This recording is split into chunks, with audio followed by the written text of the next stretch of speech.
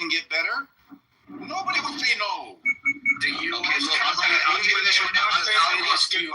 But that wasn't the argument. It was like whether they were like the best.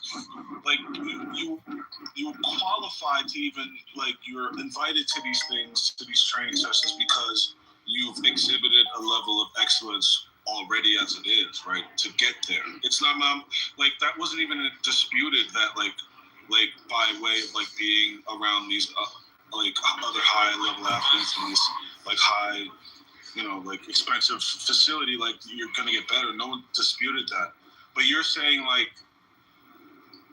they didn't call like these athletes aren't chosen like already.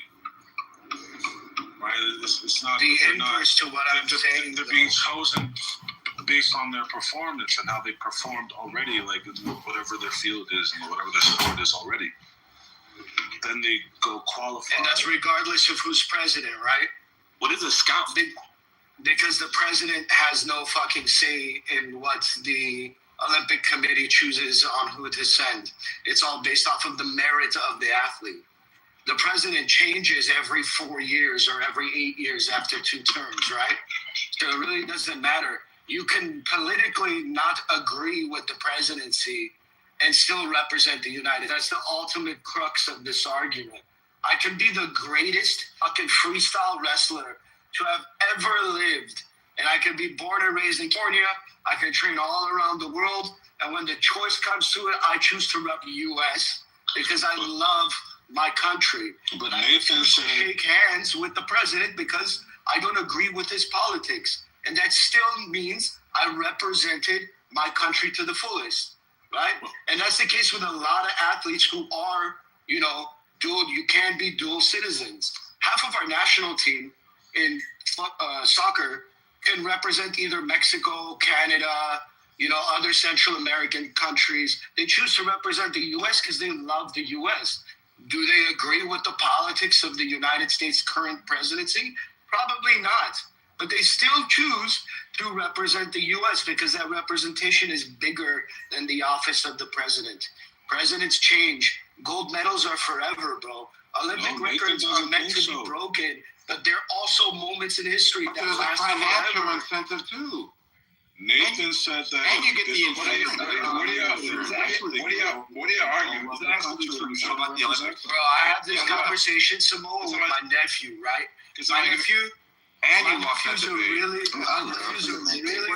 good soccer player, right? Yo, one Michael Haga, you fucking. My nephew's a really good soccer player for his age. He's playing against kids that are 4 or 5 years older than him. He's 8-year-old playing against 13, 14-year-olds, and he's killing them. And me and my brother-in-law who was like semi-pro, walk-on for the LA Galaxy, legitimate professional at one point soccer player, and me who was whatever and shitty in college and in high school, we always fuck with my nephew. We're like, who are you going to play for? Are you going to play for Armenia or are you going to play for the United States? My nephew always replies with the same thing. Kerry means uncle in Armenian. Oh, Kerry, I would only play for America. I was born here, Kerry. This is my country. I love Armenia, but I would only play for America. That kid loves this country, has the ability to choose, let's say, God willing, to represent either the U.S. or Armenia. He would choose America. And if he doesn't agree with the president at the time, he's still representing America when he goes and wins gold. Question for you. It doesn't change it. No. I'm gonna bully that kid from Armenia. And if he wants to have this photo op, he better make sure that I like it, or else I'm not going. I don't agree with that either. Jorge. Yeah. Good to have you back, Jorge. He got one of my little cousins. He got called up for Atletico Madrid tryouts, Arsenal tryouts. Like, they flew him out there. He's his mom's Guatemalan, his dad is Salvadorian, and then I had the same convo. I'm like, yo, who you gonna play for? He was born and raised in East Boston, so he's gonna rep America, baby. Do you know when he started playing? Out there? Abdiel, did he actually go out there for trials and stuff? Bro, like, I could send you pictures. Yeah, he's like, that's dope, bro. And like he's from like a local club, but like like the new U.S. generation, they kind of mad young. He's like, bro, he's like I want to say he's like 18, like 6'4". He's been the captain of every team he's played for. Like You know when he started playing? When? Yeah. Probably like 3-4 years old. That's the only way, right? Young. That's the only way. Nah, you can develop. You can develop. But if you're dribbling the ball at 3-4 years old, you're set up for being a lot better. Bro, my uncle went to like Spain and like Madrid and London, bro, just to pretty much take care of him. Like they got 2 trips out of it, and like everything paid, hotels, and, got to meet the first team. Like it was pretty cool, man. But yeah, like it's I have family commitment too, because they got to move out with the kiddo. Because if he gets the contract, and if he actually passes his trial, the team also supports the family. Like they give him housing and stuff. Yeah, his older brother actually played D1. What is it? Is it Boston College? Yeah, his older brother. But his older brother is not as good as the younger one, so the younger one might make it further. Bro, my brother-in-law got called up to go to Greece when he was like 18, 19 to go play in their professional league. And he turned it down because his family wouldn't move with him. And he didn't want to leave without his family. Oh, he had to live in Greece?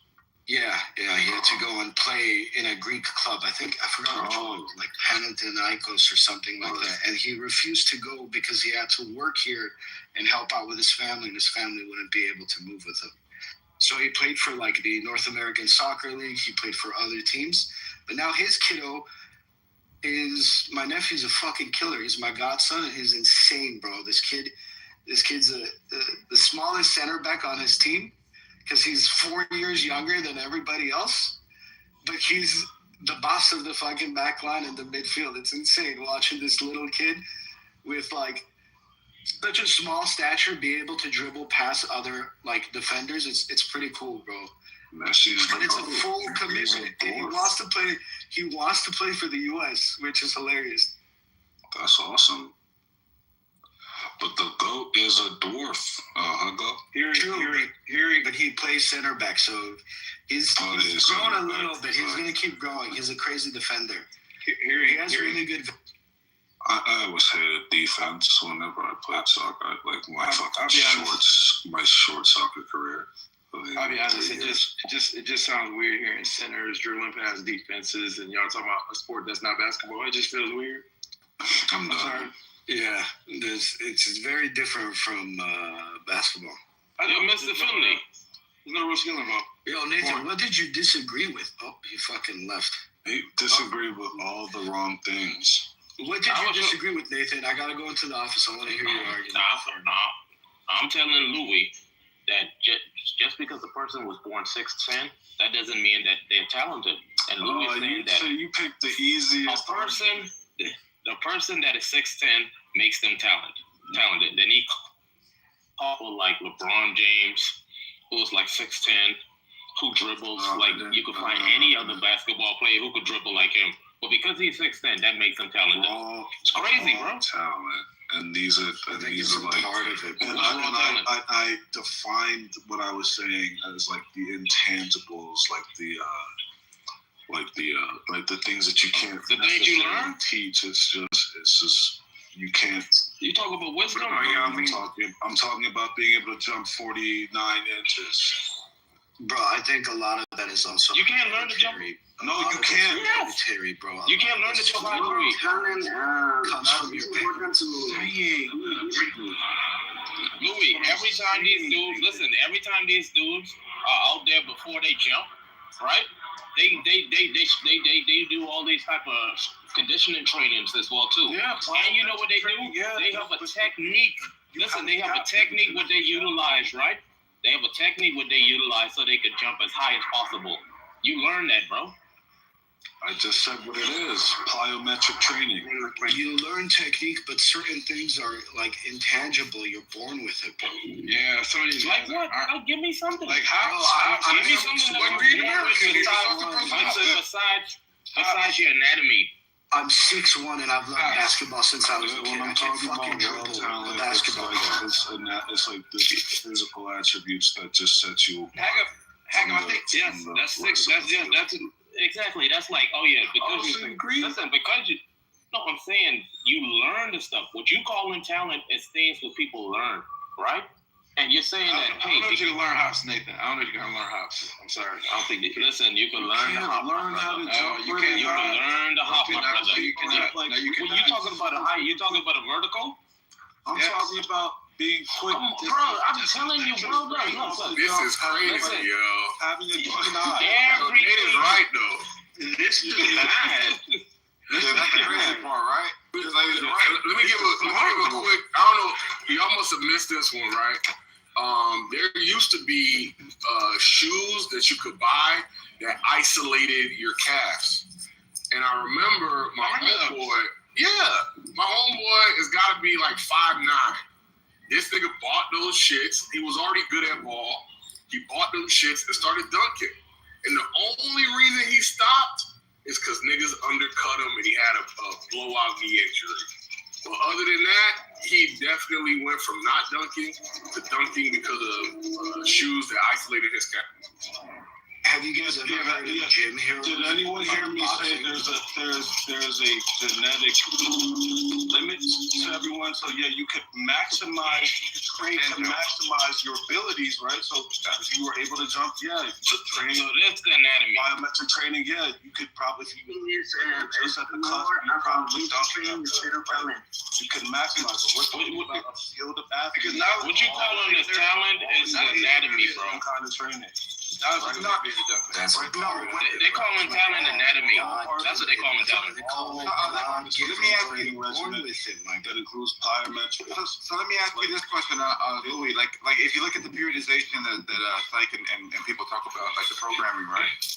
Like people are learning like new ways instead of having like a linear periodization program. They're starting to like mix things up to where it's no longer traditional, but it actually allows your muscles to like train with endurance or like whatever maximum output. All these programs are something that you're learning, and then your body has to adapt to that. Nate, you're hot micing, brother. Yeah. So if Nathan's saying, hey, all these like sciences as far as like how the muscle reacts with like under stress, linear periodization, programming, strength training. Is there an upper bound to how high I'll be able to jump? So it's the knowledge that you acquire. Are you ever going to reach your full potential? Is there an upper bound to how high I could jump? That seems like a change in the conversation. I thought it was about improvement. I thought it was about improvement. Conversation. Well, yeah, I was trying to get it back to like, how do you reach your full potential? Upper bounds? Like, right. What are you talking about? Who said that anybody's unlimited? Wait. Who said that anybody's unlimited in their potential? What I already said, right? Which was that.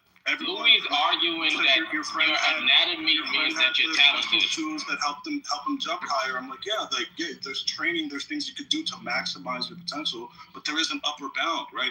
And it seems that some players have an upper bound that far exceeds other players. That's the part. Then you're talking about anatomy. That's all he's talking about. That's begging the question because I'll tell you why it's begging the question. Because it could be the case, nigga, I'm like it. It could be the case that there are technique differences. While the physiologicals might be, similar, there was an employment of techniques that over time just, created this gulf between, yours quote unquote upper bounds and my quote unquote upper bounds. Because upper bounds is like a nebulous, concept where you're not going to be able to measure it. You're just going to say, oh, this is what you can do. And you've tried many times. It's measured by inches.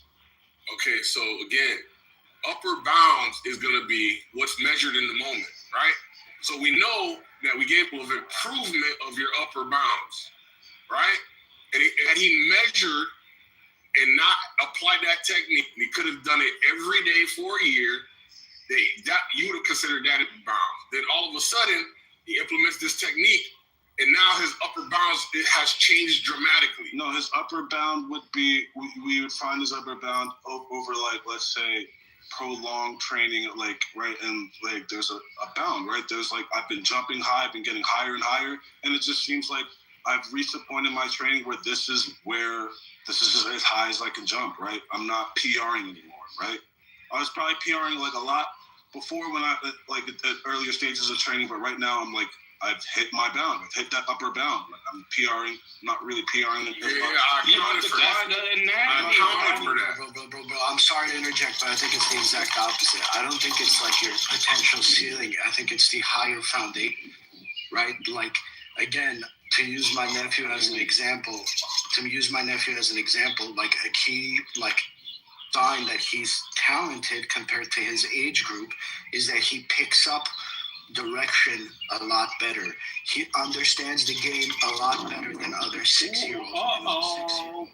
He understands. He has superior speed. He's strong other 6-year-olds. Speed. He has more endurance than other 6-year-olds. He learned how to dribble the ball. These are untangible things that he inherited, right? From just because he's talented, right? He got lucky on that draw. He has better vision than 12-year-olds, even though he's an 8-year-old. He can see the field better. So it is his anatomy. The game better.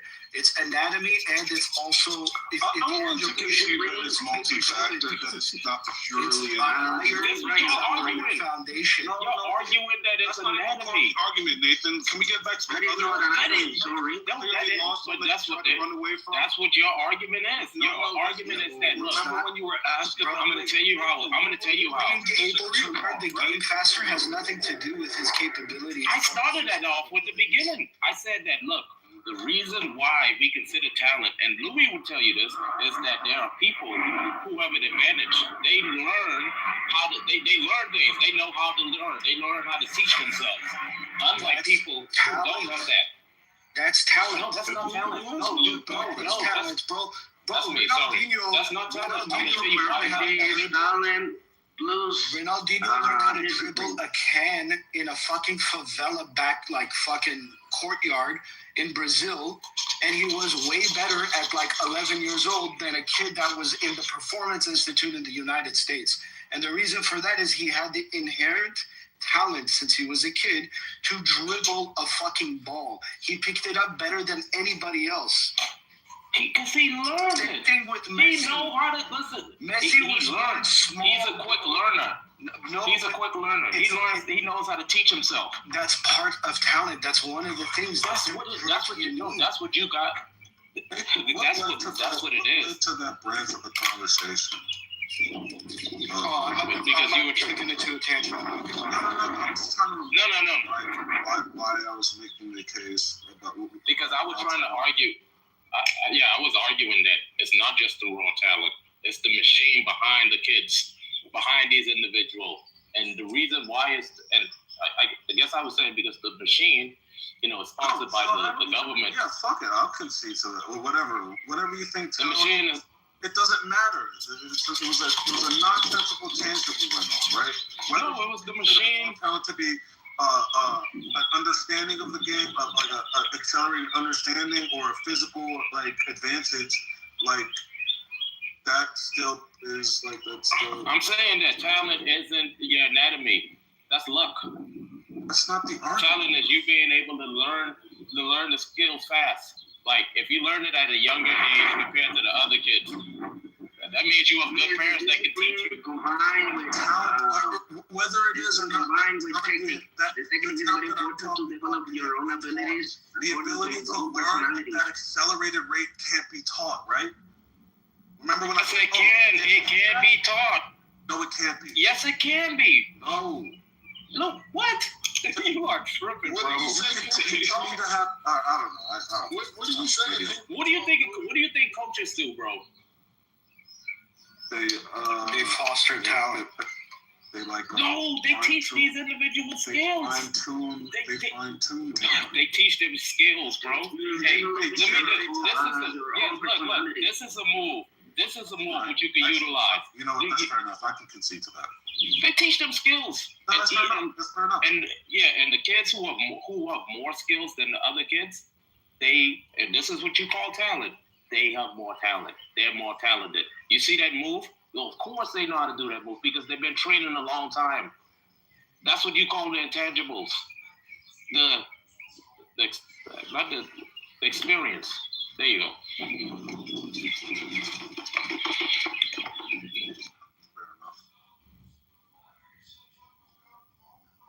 But you did also say that if you hate a regime, that therefore you shouldn't play for your country. That means you shouldn't represent your country. You did say that. If you don't like the regime, don't represent the country. You said that. And I think that's fair. I think that's fair. I don't think it is. I think that's fair. I think it's been clearly, and we demonstrated how that's not the case, how you could love your country, hate the regime, and represent your country. Yeah, because it gives you the ability to show because you're representing your country, you're not representing Jesse Owens, Tommy Jail. Exactly. Hold on, when you go to the Olympics, are you representing the country or representing yourself? You're representing the country. You're representing both. Yourself. Why are you representing a country you don't fucking like? Wait, who says you don't like the country? Okay. You don't agree. Wait. I'll take it back. When the MAGA patriots who like they love America, we all agree these are American, these are the patriots, right? But their whole movement was based on we don't fuck with the current regime. We don't fuck with how things are being organized, how society is being organized, how this regime is organized in society, but we do love our country and we want to see our country, go back to that place where it was great again, make America great again, right? We don't deny that the MAGA people love America, right? It's the same idea, right? You don't have to, they hated the regime. They didn't fuck with Biden, they didn't fuck with Obama. They thought they were destroying our country, right? But they loved America, right? I'm saying if the team was filled with a whole bunch of MAGA, right, and let's say Hillary Clinton or someone who Obama doesn't like, right, they would have to go and greet the president. Have different point of view, I think. But at the same time, they want to destroy America. What did you say, Jorge? What mic on Jorge? Oh yeah, Jorge. Sorry about that. One more time, Jorge. I think the president has own personality, his own point of view about how to build create a great America again, according to their own politics. Obama, Donald Trump, and whatever, I think so. I don't know. At the same time, they want to destroy America according to the what position you have, right, left, and I don't know. You said who wants to betray America? Was that to me or to Nathan? I support Donald Trump sometimes. So I guess that was to you. No, That's a good point, Jorge. That's a good point. What I'm saying is, you gonna rebuttal, Jorge, Louis? What I'm saying is, regardless. You're gonna rebuttal? He was talking to you, Louis. Yeah, he was talking to you. I'm clarifying my position to show you that's what I'm saying. I'm saying regardless of what the regime is, whether you agree with the regime or not, I think that's wholly separate from your decision to represent your country in an event like the Olympics. I don't think that's determined on the regime, right? We had Jesse Owens, one of a renowned black civil rights figure who attended the Olympics, represented America during Jim Crow, came back as a gold medalist and couldn't fucking use the same bathrooms as a white person. Had to go to the shittier fucking water fountain. He lived in that era. That was during Jim Crow. What do you mean before Jim Crow? It was before Jim Crow. When did Jim Crow start? No, it was 1940. No. When did Jim Crow start? When he was 30s. It was during that was Jim Crow. That was Jim Crow, fam. That was Jim Crow. What did I say? I said during Jim Crow. And Ford said it before Jim Crow. Ford thinks Jim Crow started in like the 70s. I guess I meant to say before the abolition of Jim Crow. I'm sorry. No, you said it right. You said during Jim Crow. You said it right. Yeah, during Jim Crow, right. Louisville don't do you off, man. Going to represent his country during Jim Crow, and like I'm sure, like he doesn't like he's a second-class citizen back home. Tommy Smith and what's his face that protested in Mexico. Right. So same thing. This side, you must love the regime. You have to love every single aspect of the country in order to represent the country. Fuck that, bro. It's not true. You guys haven't given a good argument for why it's the case that you must love the regime to represent your country. Most people, I believe most Americans love their country. They just hate the way it's run, right? In some form or fashion or other. Which is why blacks are willing to there are blacks that volunteered to go to fight World War I, World War II. They volunteered, right? They didn't have to be dropped. They volunteered because they love the country. They simultaneously wanted to keep the country safe. Let me finish. Wanted to keep the country safe, right? On one hand, defend the country. On the other hand, they're saying, look, we got some trash politics here. You know what I'm saying? I can simultaneously think my brother is a crackhead, but love him to death. You know what I'm saying? I want to stop smoking crack. Yeah, because you want to showcase your talents upon the world, and the world you're a part of in this Olympics would be for your country. That's the only way you could showcase those abilities. So it would be representing both yourself and the country. You don't think you owe some gratitude to the country that sent you to represent it, to showcase your talent? Gratitude. You think a little bit of gratitude is okay? We're winning so much, we don't know what to do with it. Yeah, I think they would, because after they win this gold medal, they pledge allegiance to the flag. So play the national anthem. So that's their gratitude. Really quickly, just so we're clear, Matt and Nathan just took that L on you have to love the regime to represent your country. Whoa. Absolutely. All right, so what's your rebuttal? No, my rebuttal has always you strong man us. You strong man us and say that's you. That's what you're saying. No one's saying support. I choose to represent my country and not love the regime. You said no. What are you talking about the regime? That's your argument. You're making that argument. We're not making no argument about no regime. We're saying that. That's the whole argument, Nathan. Is that if you don't believe what you don't believe in the we're saying that you don't have to honor some sort of meeting or some sort of photo op or let me ask you that. Do you think after winning a medal, being invited to the White House is the support for the president? Yes. No, I don't think so. Why do you think athletes already in protest they don't show up to the White House meetings that they're invited to, the championship meetings they're invited to?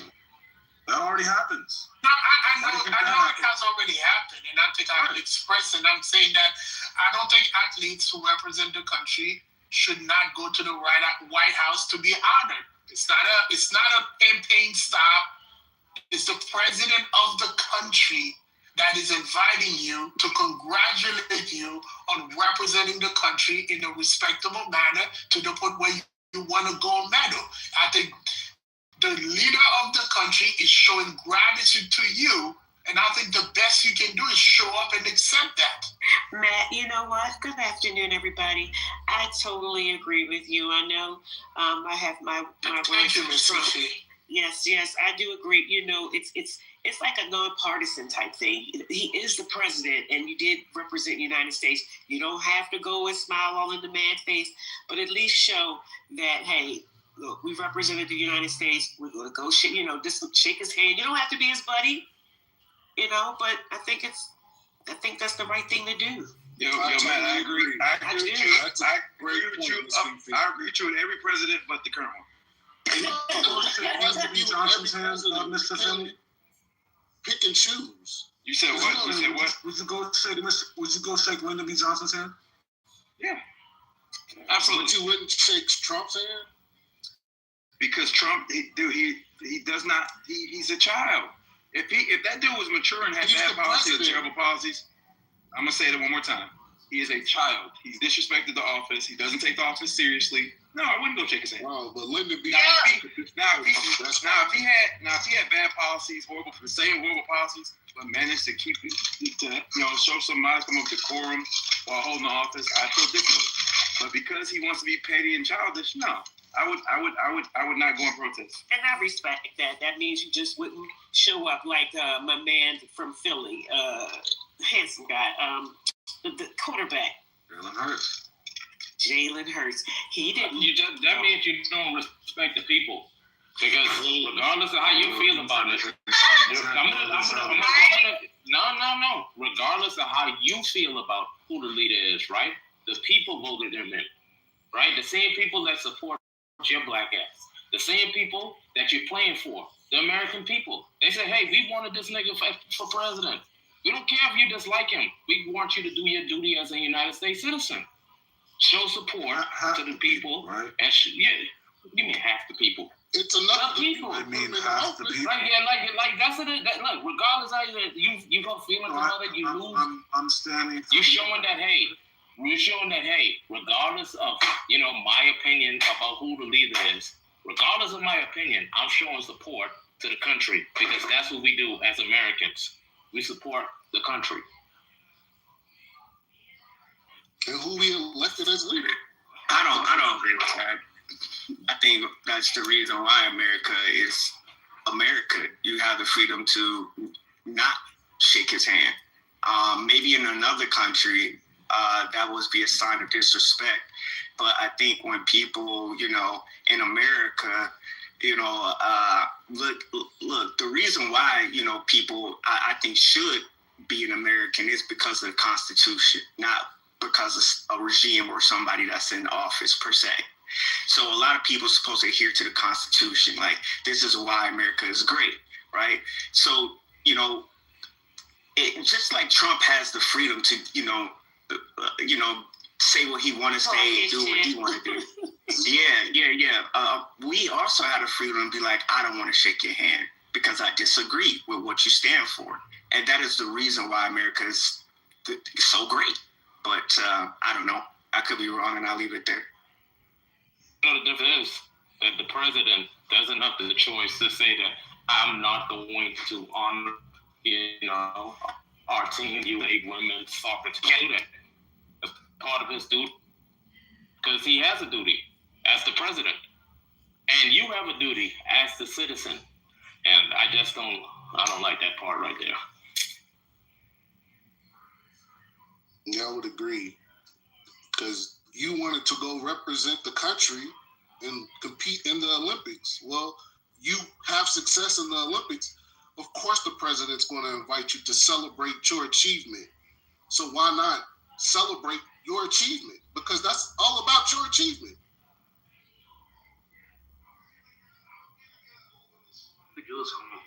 Because it's important to celebrate with the president. That's fucked up. I just looked it up, and they didn't even invite Jesse Owens.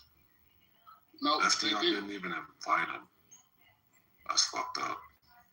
One mic on Jorge. He was saying something. One mic on Jorge. No, he don't get ESL privilege. The Queen with the president, because I think it's to support the president in the current position, but sometimes have your own opinion about the politics, because you can support Donald Trump in some part, and others you can support the politics, because that depends on you and your own, politics. That's a fact. Exactly. Now, Louis, he responded to you. Now you got to rebuttal him because he made some good points. I just wanted to say this because whenever an African comes in, y'all be saying, "Oh, I don't know what he's saying." Like I dare someone to repeat what this nigga just said. I dare someone repeat what this nigga just said. Nobody know what he said, man. I know what he said. Yo, y'all like to say, "Oh, he's African. I can't understand."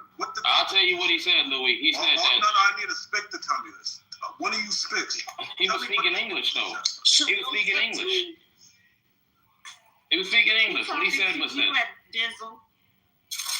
What he said was that, hey, I understand that if a person doesn't want to see the president, but me, as the person who lives in the USA, I think that it's necessary that you see the president. Why is it necessary? To celebrate your achievement. Why is it necessary? Jorge, why is it necessary? For achievement and the president. You need to necessary to support the views of the presidents in some part. I think so. There you go. No, he just repeated that it's necessary. I'm asking. No, he said no. He said because it's an achievement. Okay. Yes. There's an achievement. Don't you want to celebrate your achievement and accomplishment? Exactly. Feat? Like, you might have been the first time. Like, look at the hockey team. This is the third time they've won a gold medal in 100 years. I choose not to celebrate my achievement with you. What's the issue with that? No, it's not your. No, that's not your. That's the thing. It's not your achievement. Okay, it's the country's achievement. Okay, what's the issue in me saying I reserve my right to not attend, to not honor that invitation? Because you're not doing it for you. You're doing it for the country. Yeah, I'm about to put my sugar belly voice on. You're not doing it for you. You're doing it for the country, Louis. Nathan. The country wasn't in the gym when we shooting free throws, man. Yes, they were, bro. Man, let's be honest. Nobody can name. I think the last time they won was like the 84 Olympic, right?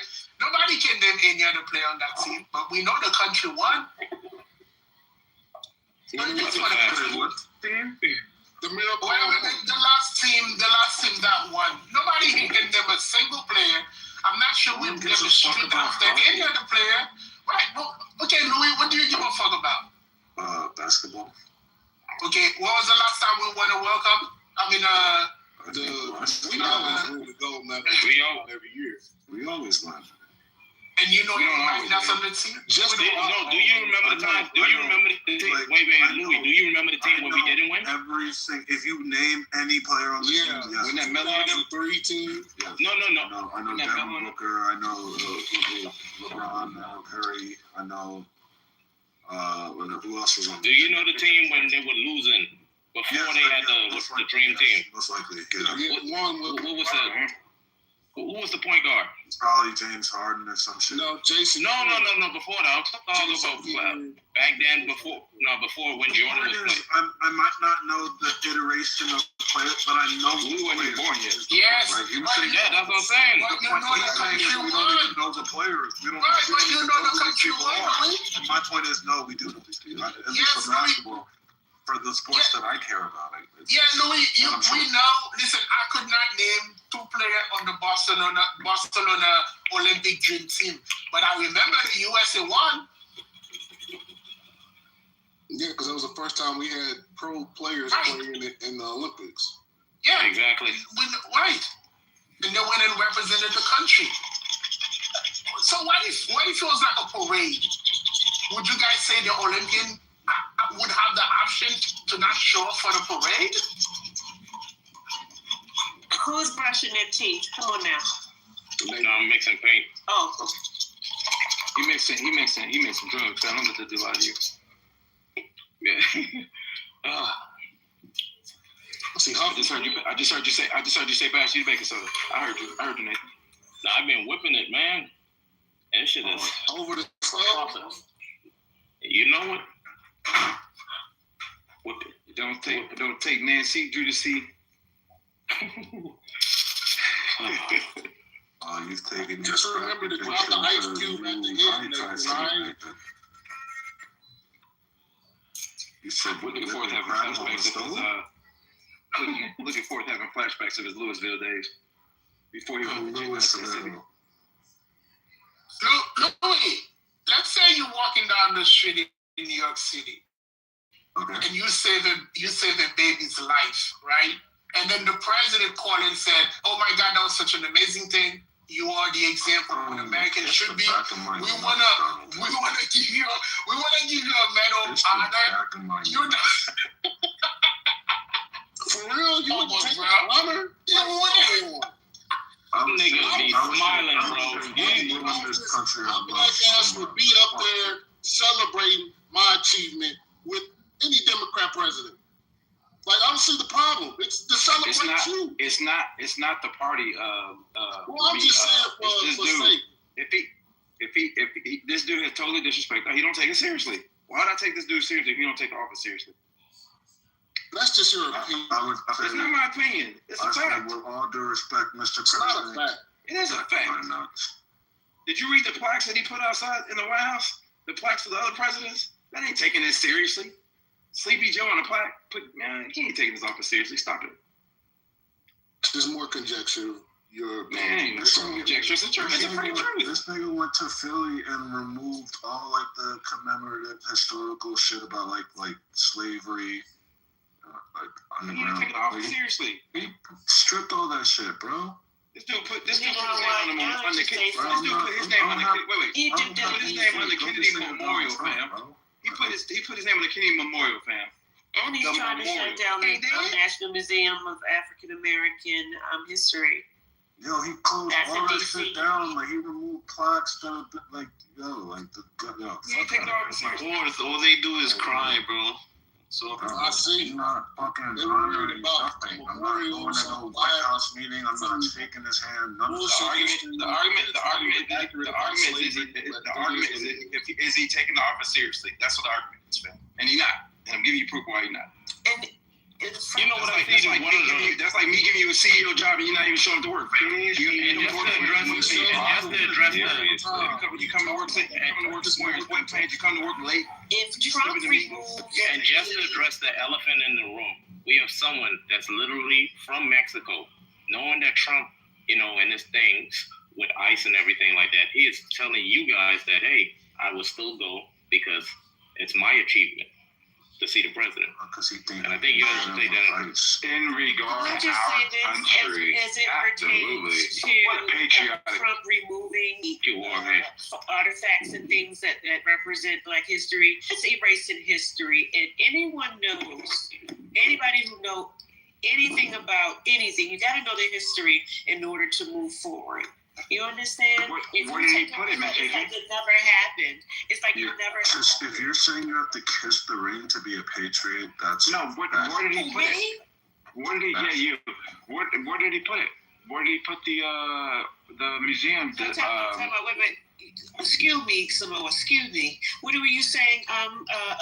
First of all, Louis wasn't talking to you. No, like they were saying that were you speaking it's to me? unpatriotic. Like it's the super patriot because he would sit with the president. I'm saying doesn't make you not a patriot because you decline that offer, right? Like to say that you must take the ring. Yeah, that makes you not patriotic. Yeah, that does make you not patriotic, bro. Yeah, you're not a part of the group anymore. You individualize yourself. Yeah. Patriotic is to be on your team. Patriotism stops. That's the postmodern love for country. Listen, are you making this argument? I'm going to tell you, A bunch of women can be men making public appearances with the president. Male, listen, you made an argument right now, Louis. So it's clearly after you accomplish the feat in a team event and celebrated by the leader of the country. In support of country. Louis, and to support your country, you should meet your treat that to be like, if you don't make this appearance, then you don't love your country. No, it's not the fact that you don't love your country. It's the idea that you're prioritizing your own person. No, because you're prioritizing your individual perspective over the collective bonding of like there's some things that are above you. The most American document there. I mean, you could use that for a cutout, but that doesn't defy the fact that you're like running away from the collective. Wait, what was that? You're not doing what's in the best interest of all of us. Yeah, it's a good thing we're not fucking Maoist China where we like the collective above all. We must honor the collective. No, this is America, the great USA, right? Liberalism, individualism, and capitalism, right? Beer, rock and roll, right? That's America. This idea. Don't forget burgers. Your father, the country. Getting the workshop working. Oh shit, my fault. The fuck out of here, bro. And that doesn't make me less of a patriot because I choose to stand and protest. You're saying fucking Ali was not a patriot because he fucking protested the job? You can say that. I can say that's as American as it gets. Did he turn down the White House invitation? Probably not. Pretty sure he's been with the president. I think I've seen him with the president. Yo, I read a book about Ted mixing yesterday. I bet you I can mix Fed better than Nathan.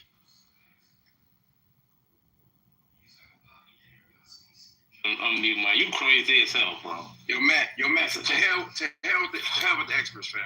Right. That's right. Much your education. I read a book, nigga. Yo, Matt, who was that yesterday saying that? I don't know. Some Nathan. There's some. Oh, that's right. Nathan, too. Timu Nathan, Great Value Nathan. Yeah, Timu Nathan. That's funny. Great players. Wait, who said they don't rely on the professionals? Oh, no, we were talking. This guy saying, he's telling me to, what was the word again? Fuck your degree about some shit. And I mentioned, credentials. And it's like, man, fuck your degree. And I was like, oh, okay. Fuck your degree is insane. Exactly. That sounds insecure. I read a book. Somebody feels like they're smarter than the person with the degree. Why that happened, right? Because Concrete stirred the argument about hey, it's subjective. History is subjective because if I want to appeal to this standard is it subjective? No. But when he was saying history, he was talking about the method in order to tell a narrative. He's saying, if I want to use this method to tell about history, I can do that. And it could be correct because it flows with the logic that I'm using. But you're saying that, hey, there are things we know, right? And evidence and the conclusion isn't that, it's necessarily the case. It's more likely than what you're providing based on all the things that I have as far as evidence. And your story takes some of the evidence, but it doesn't apply all of it. And Congress is like, so what? But it's my version of history, and you should be able to respect my version of history. May I ask a question to Matt and Mr. Finley? Do you both agree? Oh, I'm sorry. No. You guys agree that history is important in order to move forward? We have to understand what happened before. Absolutely, definitely. Okay, I just wanted to be. You said history is important to move forward. Meaning to understand.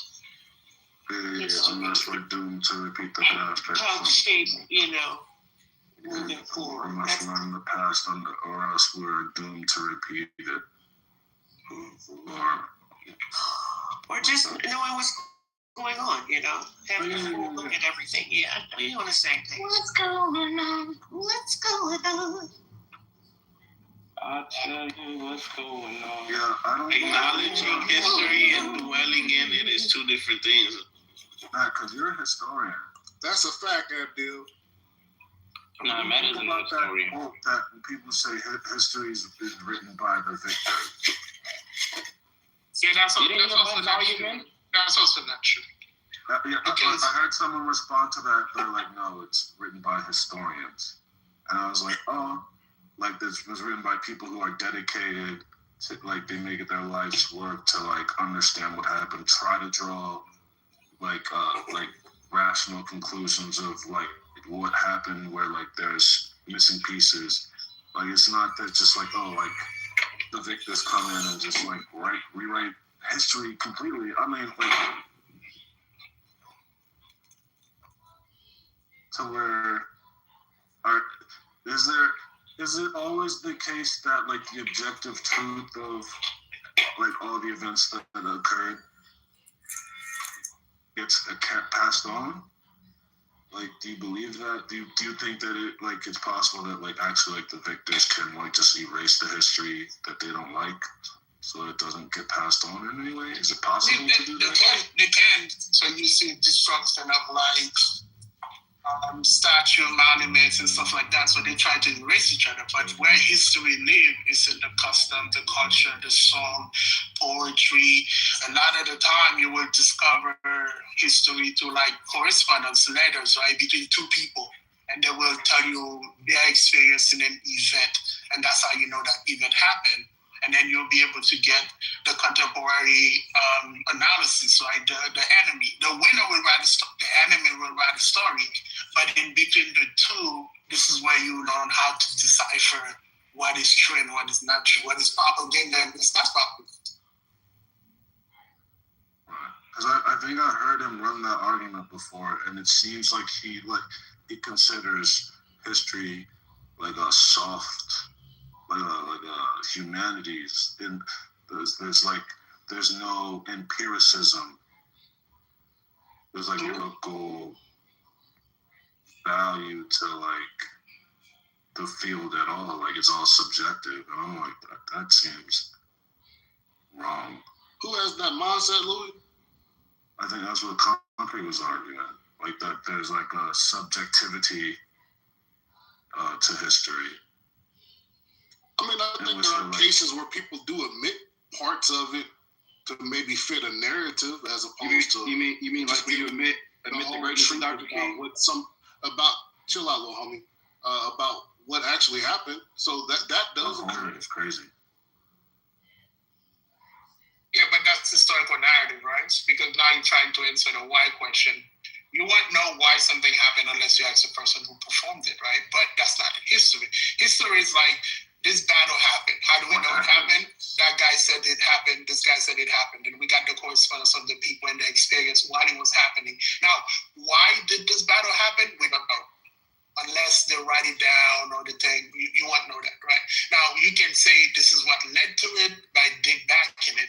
But the true answer of like why, you cannot answer. See? And Matthew did it again. This is why Concrete was arguing with you. He was saying that no, that's not what history is. That's what your version of history is. This person's version of history, you use these methods and that method. That's what he's saying. Yeah, that's because Concrete doesn't know the different historical narrative, right? So, for instance, let's take the moon landing. Okay, now if we want to know, did the moon landing really happen? Okay, we can look and we say there's footage. There's the research by NASA. We can take the account of the people that went inside the comet, the people that worked in it, and all the other stuff. Now, why did we go to the moon? That's the narrative. Well, because we were competing against the Russians, or maybe we were looking for something on the moon, or maybe that we can make up, right? But we know it happened because we have the evidence to find that it. We have the machine that took the people to the moon. We have the eyewitness account. We have the people that actually the people that experience going to the moon, and then now we can compile and say this thing did happen on that day, and this is the evidence.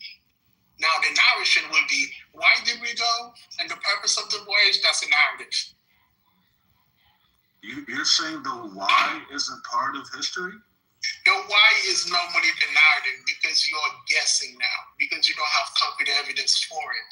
Now, if you have concrete evidence for it, then it could be part of the historical record.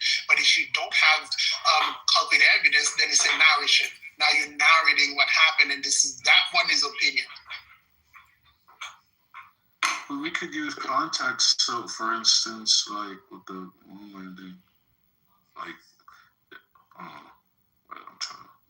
yeah, you can use context. That would be the narrative because you don't have a concrete evidence on why we went to the moon. You don't have the primary person who started the mission tell you, well, we are going to the moon because. It will be concrete evidence, primary sources. But if we are looking at it and we are trying to think, well, we went to the moon because we were fighting with the Russian, or because we wanted to go see if the moon is really round. If we're guessing, then it's not a historical fact.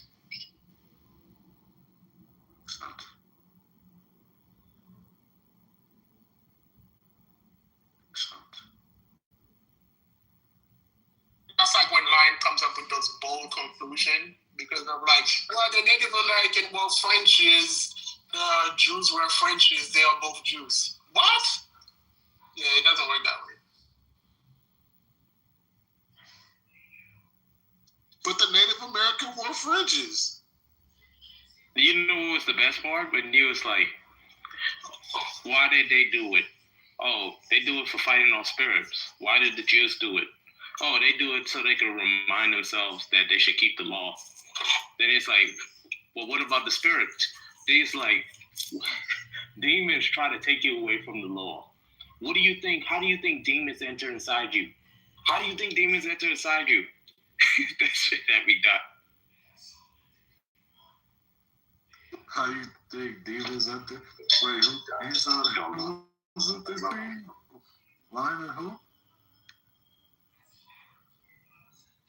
It was Lion and Matt, bro. Matt was trying to explain to Lion that, hey, I don't think they're the same thing because they utilize it for two different things. The Jews utilize it, to remember the law, and they wear it for like the ward off spirits. And then afterwards, Lion was trying to make the connection that the Jews do it, for the same reason too, to ward off spirits, because there are demons that try to enter in you, so that they can make you forget about the law. Like that. That's conjecture, right? Like, yeah, exactly. Yeah. It's like, come on, man. Come on, Lion. Fourth left. Never mind. Oh, no, he's still here. So fourth. Give him this mic. Kiss your mic. I want to know why you be trying to, like, you be wrong. Besmirch the good name of the good Dr. K. Nah, bro. This nigga Ford beat. Yo, I'm happy this nigga back, bro. I am too. Because I he made some good ass arguments, bro. He just be on the back. He just be on the wrong side of history. Who you talking about? Fourth.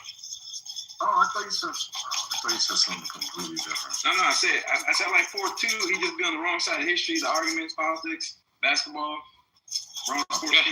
born in the wrong state. I'm scared. It's like a whole bunch of things. Louisville. We had the Dr. Duncanstein. Like, stop playing. But y'all had in college from the South, they be besmirching the good name of Dr. King. There was nobody top line in dunking basketballs and college basketball. And who's come out of Louisville since then? Yeah, we've had a couple of players come out since. All right then. Who?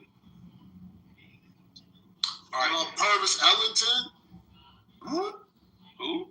So you don't even know basketball. It's not nice, bro. Nervous Purvis? You guys don't know Nervous Purvis? That nigga is not like that, bro. I don't know who the hell it is. Yeah, college he was like that. That's why he was first. That dude had like an 8-foot wingspan. I get him a bucket right now, bro. Fact. Like 100 years old. Is that the dude that held the ABA ball? Is that the dude that held the 2 ABA balls? No, never mind. That was None of you guys know about the Kentucky Colonels, but that was the ABA. None of you guys know about Daryl Dawkins. You know about Daryl Dawkins? Everybody knows about Don't ever tell me nervous basketball. ever again in my life. Nervous Purvis. Do y'all know Allah Abdul is? And you don't find it funny that Tim knows who Nervous Purvis is? Yeah, like, what's the nasty name? Yeah, but he was never nervous. Like that's why he got the nickname, especially when it was the moment was hot, and then with the Final Four, I think the Elite Eight, he had like games where he was a freshman. That's why they called him never nervous. That's like me, fam. Stop it, baby. If you don't mute your mic, I'm going to throw you out of the room, Nate. Frustrated. I'm never frustrated. Come and make my eggs, Your Nate. nickname is frustrated. Hey, but here's my question. You be besmirching the name of Mike, Hey, real quick, man. Here's an issue, though. To sit up here and say there's conjecture what Lion was saying yesterday without even checking the reference points that he was making is very disingenuous, bro. You know what I'm saying? Like, there's many books, you know, that's confirming the things that he says. I'm pretty sure he has the same books that I have, you know, give or take one or two. But to sit up here and say, well, the natives wore fringes and the Israelites wore fringes, well, that's just a coincidence, especially when you look at some of the things that they have, artifacts and all this other shit, the Decalogue Stone, the Lost Luna Stone, and various other fucking artifacts over here confirming the shit that he was saying yesterday. So, and when you look at, you know, certain aspects, you're sitting up here saying, well, one used to keep out evil spirits, one used it to remind them of the laws. That's the same fucking thing, because what is... No, it's not. Yes, it is. Yes, no, it's not. That's definitely... Yes. Okay. Can you explain? Those are two different motives. Yeah. Can I explain? To keep the law are two different things. Yeah. Yeah. Real quick. Let me say this. They were following the sub form of the law because they forgot the law, but they forgot certain aspects. But the point is what he was making. The point that he was making is that the sin is transgression of the law, the Torah. All right, that's in the New Testament and the Old Testament. And the only time you get evil spirits is when you break the law, the Torah, which is that ain't true. No, that's according to the Bible. That's according to the Torah law.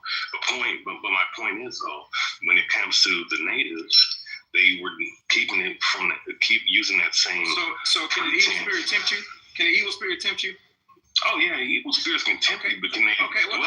So if you don't fall to the temptation, have you broken the law? No.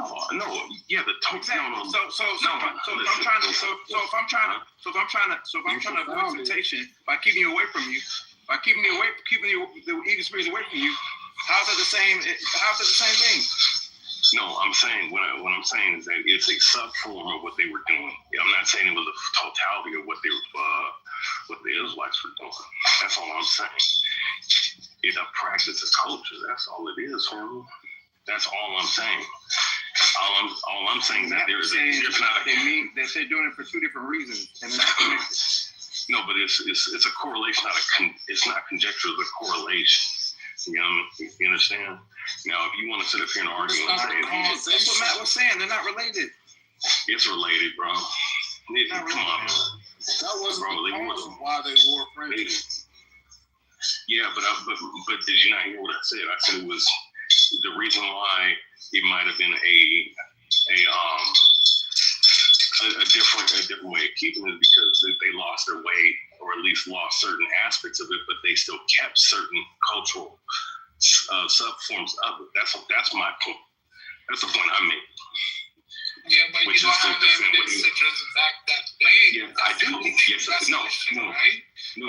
But listen, man, I do. That's why I referenced the book James Adir's book. He referenced sanctuary wearing, and he even said that they did it to keep to remind them of the laws. It's not to say that every single tribe did that for the same exact reason, but that was the whole purpose of keeping. And at some point, they added certain things. It's just what it is, and it actually correlates with what happened with certain Israelites who became of the Gentile mindset, who started to go into other doctrine and add other doctrines into doctrine that they were already given. So that was the point. That's the point I'm making. Was this so-called author a part of these tribes? One of the tribes he was speaking about? Yes, he was. Yeah, So James Adir, in his book, he basically was living with them for like at least 40 to 50 years, and through his book, he was just recording everything that he saw of the natives, and says, I see a lot of things, that the cultural practices that they do that's correlating with the 12 tribes of Israel. So he was correlating but not finding the causation of why. Yes, but he was referencing things directly from the law that they were keeping. Certain feast days, certain things, cultural dress and everything.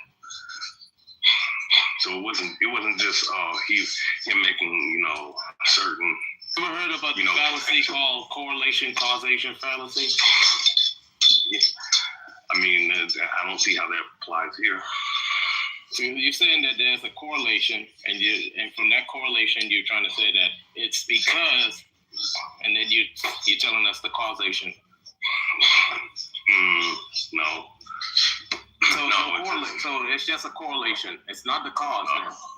No, that's what you're adding in. So it's not because they're Jews then.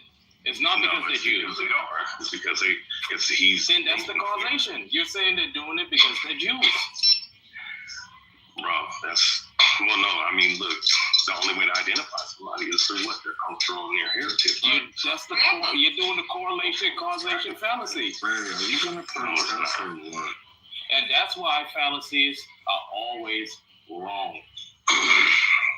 Because there's an error within your reasoning. No, there's not. Just because there's a correlation doesn't mean that there's a causation. But why isn't it the other way around? Why didn't the Native American give it to the Jews? No. I mean that's a theory you want to make, then that's on you. No, but I have to prove the void, right? I have to prove the connection. I have to show all of that. Listen, I have a whole breakdown on YouTube. You know what I'm saying, that breaks down perfectly, but I don't, I mean, if I was to reference every little poem from it, little book, what is it for profit? Because then there's going to be, there's going to be a counter argument. Well, maybe this author had an ulterior motive or whatever. Like Nate just mentioned just a second ago. You know what I mean? Right. So I think when we look at cultural practices, right? Like for instance, I think the Jews, they bury their dead the next day after the death, right? It took like a day. While most Native Americans take like 4 or 5 days because there's a celebration associated with it. And I think death is pretty sacred, right? Where we take that very seriously. But yet, you know what I mean? They do it differently than the people that give it to them, and all that jazz and stuff. You know what I mean? Yeah, I mean, you can say that. I mean, everybody has their own way of honoring the dead as far as giving their funeral. Some people, want to be cremated. You know what I mean? Depending on what culture. Right. Some people want to. Right, but if I'm following my father's culture, I would be following my dad's culture, right? If my dad tell me, if the culture says, okay, we're gonna put our dad in mausoleum, that's what we're gonna do. Yeah.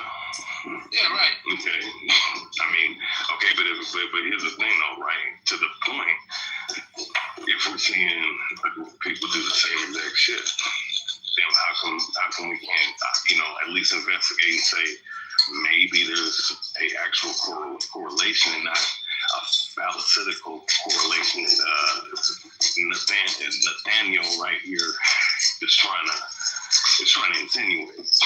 You can say that there's a correlation, but you can't then say that because there's a correlation, it's a causation, because that would be fallacious.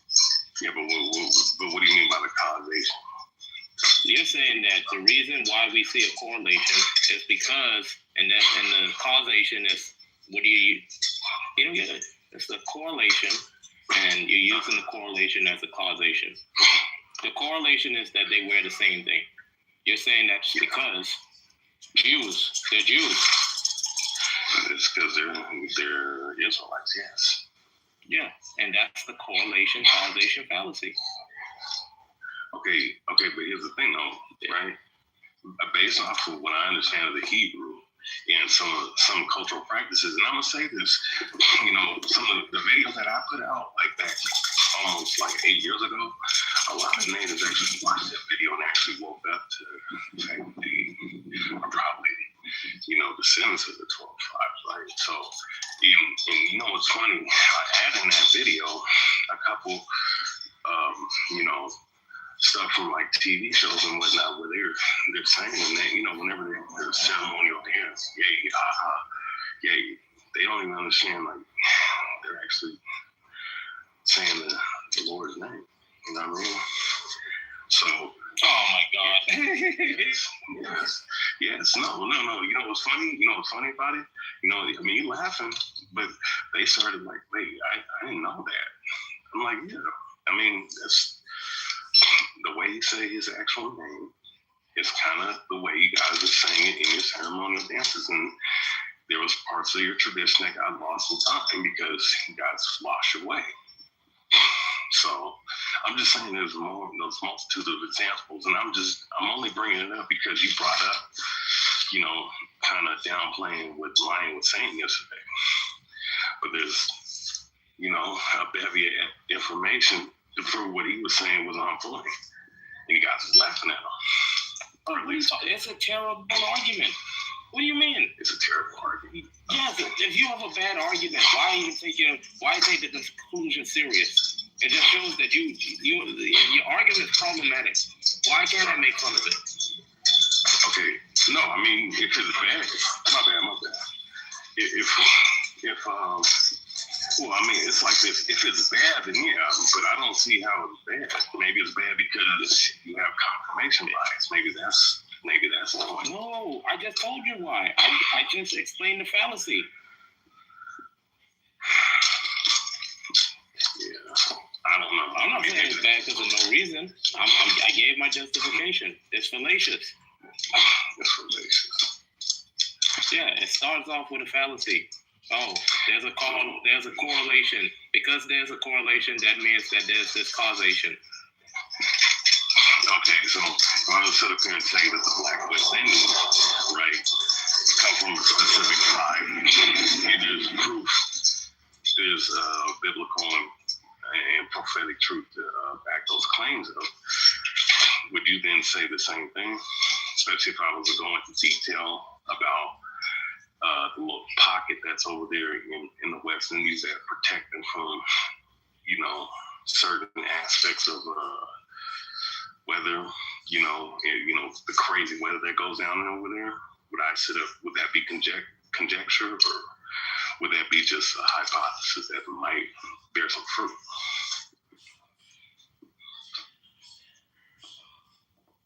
Because I'm saying we can go a million and one different directions with this,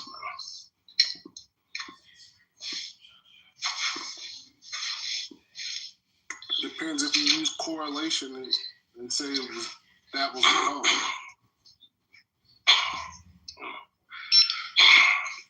Well, I don't know. I think if you're gonna blow your nose, I'm gonna. I think he understands my point. That there's a correlation, and because there's a correlation, I'm agreeing with you. There's a correlation. They do wear the same thing, but you're saying that this correlation has a causation, and the causation is because they're Jews.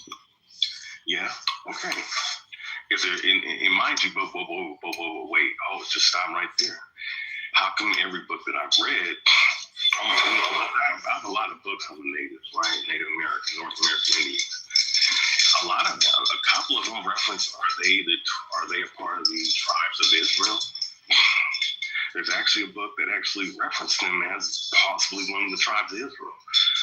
And they also reference the Aztecs, Mayans, and Incas being, you know, people who descend from those people being, you know, of Hebraic stock, if you will.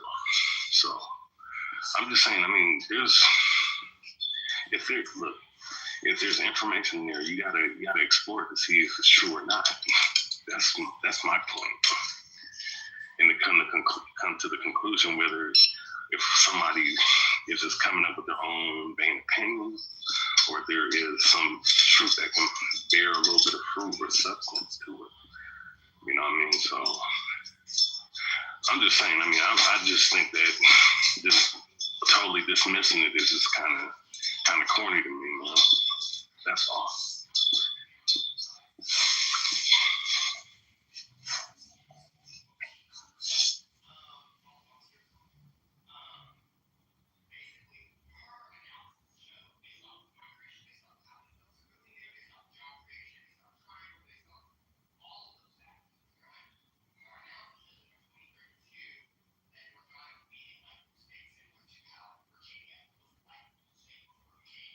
plane? They just go quiet?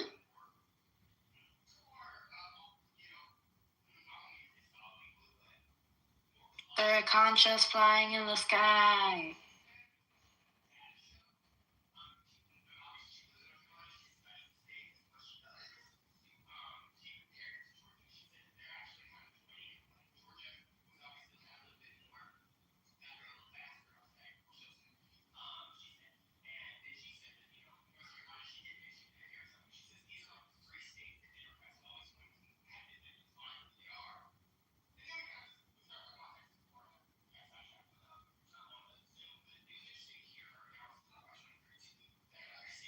What, that you in your PTR? Yeah. SMA. That's Mr. what?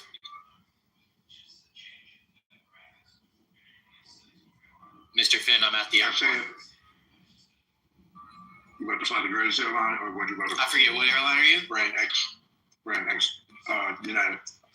American, baby. I only fly American because this is Eagle. Oh my goodness. The best airline is Delta. Yeah, no, it's not. I actually really like American. To me, no, it's not. Delta is definitely the best. United, Definitely all the planes is old. I can't even get a good plane to go to Hawaii. We have the youngest fleet. What are you talking about? Not to go to Hawaii, you don't. We have the youngest fleet, fam. Not to go to Hawaii, you don't. But so, Mr. Finn, I'm not going to die even though there's a storm on the East Coast? You're not going to die. I'm legit, like, slightly nervous. I would get a little nervous, but like when there's snow, I don't know. I don't deal with snow. Snow is like a fucking foreign thing to me. Yeah, it's very foreign to me too. Is it There was real bad storm? There was definitely snow in Louisville. Yeah, but I ain't been in Louisville in over a decade. I'm sure they're grateful for that. So Louis or Dewey, they're not gonna fly you in a danger.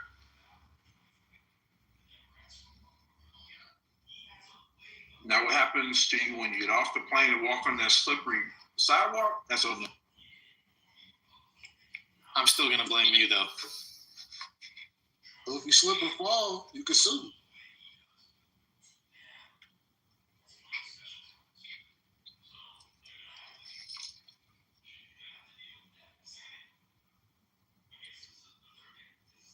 Philly, have you taken a plane to Hawaii? Many times. Okay, were they the old planes or the new planes? We've flown Maxes to the freaking Hawaii, fam. Say what? We've flown Maxes to Hawaii. From your where did I fly out of? Houston to Hawaii? No, I don't think they're flying Maxes from Houston to Hawaii, but I know they do it from SFO and LAX. Can I tell you my thought on how, when you get on the plane and they have to go over the safety instructions every single fucking time, and I'm sure that there's like some FAA regulation and script of things that they have to hit, right? I'm sure that's all regulated and why you have to do every single time. So here's how they should do it. Would you guys like to hear how they should do it? Go ahead. How should they do it? There should be a thing like before people board the flight, for anybody who hasn't heard the spiel in the last year, but you only have to hear it once a year. So like once you've heard the hey, everybody who doesn't have a green check on their ticket, it means we don't have a record of you hearing the spiel in the last year. 5 minutes before the flight, come over here, and one of our people is going to talk to you. And then once you've heard that, you're green for a year. You don't have to hear the spiel anymore for some period of time. And then everybody on the plane can fucking relax and not have to hear the fucking seatbelts, how the seatbelts work. So Dewey, if you heard the spiel and are flying on a 737, right, and then don't add fucking nuance to this. But I'm right, Mr. Finn. I don't want to hear any nuance. I don't want to hear anything about fucking ideas about how it's not gonna work. I want you to say, wow, Dewey. Nobody thought of that. Brilliant. That's fucking brilliant. And if people just listened to you, if only you were king of the universe, we would not have to listen to the spiel. That's what you're supposed to say. It even says even if you're a freaking fighter, like aircraft types are different. I just said don't add the nuance, Finn. See, you trying to. Do we never mind Mr. Finley? We will not accept his expert opinion, but it's a solution. When you buy the ticket, you can receive a video with the spiel. Oh, look. And then it's up to you to watch the See, video. Mr. Finn? The airline already know which airplane they're going to put you on and they'll send you the appropriate video. Thank you, Thank you. See, Mr. Finn trying to fucking muddy the water. All the planes are different. Muddy the water. No, but he already solved it. You watch you get the video. Look, I had to fucking do some corporate cybersecurity training once a month, every month this year, and you just, you hit the button. It tells you not to, touch your colleagues in the wrong way, and then, everybody has to sort of click through the videos. I want that same experience for my plane safety things, so that when I'm on the plane, I don't have to hear. I don't want to watch the stupid videos. I don't want to hear the fucking people. I just want my soda, and that's it. All I want from the steward people is a soda. So what if they give you? Wait, what if they? I'm not a big drinker. Wait, what if they give you a video because you're about to fly the A319, right? And then that A319 has a mechanical and they can't take it, so you got to swap out planes and they put you on a freaking. I told you the instructions earlier, Finn. Step 5. Your job was to agree, and you're not doing your job. You're supposed to say, "Wow, Dewey and Matt combined solved this obnoxious problem for everybody in under 2 minutes." That's your job. As I tell people that if you got a complaint, dial 1-800-GREYHOUND. Ain't that a bitch? You gonna send them on the bus? No, I'm telling them to call their complaint line.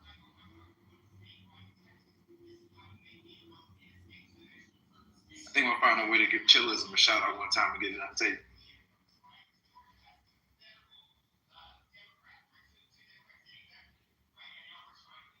But airline already do that, right? When you flying to country that require visa, they'll always send you an email saying, "Hey, you might need a visa for this."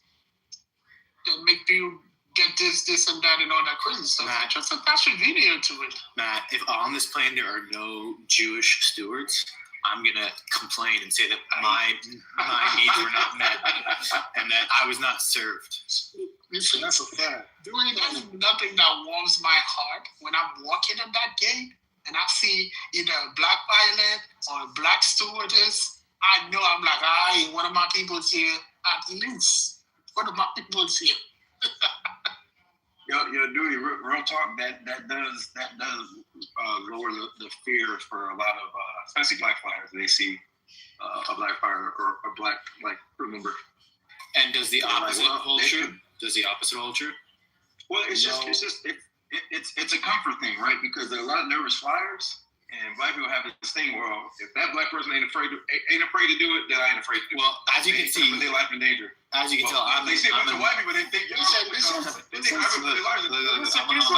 security check. Like big nose. It's like someone with a big nose looking at the pilot and saying, "Oh, he has a big nose like me."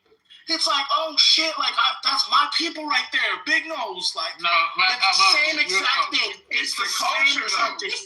It's not. No, there's no culture. You don't know that person's culture. Just because he looks the same, looks like he doesn't mean he's the same culture. You don't know that. Ain't a big nose culture. You no. What you're saying doesn't make sense. You know what I'm always looking at? What I'm saying, I'm always looking at as a nervous flyer. I'm looking at the wing. I'm always just looking at the wing. Is the wing holding up? Is the wing holding up? That's what I'm looking at. I don't really care about anybody else. I have to do that. I stare at the wing. I do. I like it. I sit at the window and I stare at the wing. If you ever get it, and I'm nervous the whole time. I'm watching the wing. Is it flipping? Is it flopping too much? I was gonna say, if you ever get into a heavy turbulent situation, you're gonna scare the hell out of it. Oh no, I've been there. Trust me. Yeah, I've been in some flights and not so fun, but I don't like to sit at the window. I'm an aisle seat, my guy. Myself. Window seat is for rookie. Aisle seat is the best seat. Definitely. I agree. Aisle seat is the best. Always. The stupid agents keep on running into you. That's because you like 6'12", fam. Who has that house? Yeah, these Then again, when you find business, you gotta suck hand, you gotta move your shoulder around. Yeah, so This is the best when you're just on company, but other than that, if you're Simone, it's not their fault, fam. You were a former starter for the 76ers, fam. you just look, go to first class, and then you won't have this problem. Isn't some more like 6, 7? Oh my God! You know that you're calling conjuring up demon spirits, right? Yo, Nate. He really only like 5'8", fam. But it's Samoan height. You know what I'm saying? They mapped his off, so he's. Hey, did you guys all talk about the BAFTA awards? The guy with Tourette's. Yeah, I think you brought it up. No, I wasn't here. I was off for like a week or two. I've been busy. Yeah, someone brought it up. That was funny. Coincidentally, did people lose? Did anybody like crash out on here? I mean, they gonna crash out regardless. We could be talking about smiling babies, and somebody go. That baby ain't smiling. Fuck that shit. You can't blame a guy with Tourette's. Like, come on. Exactly. You know what's funny, Matt? You know what I said? That Drew Iyer, because I'm not really on social media like that, but I've been on for like a week.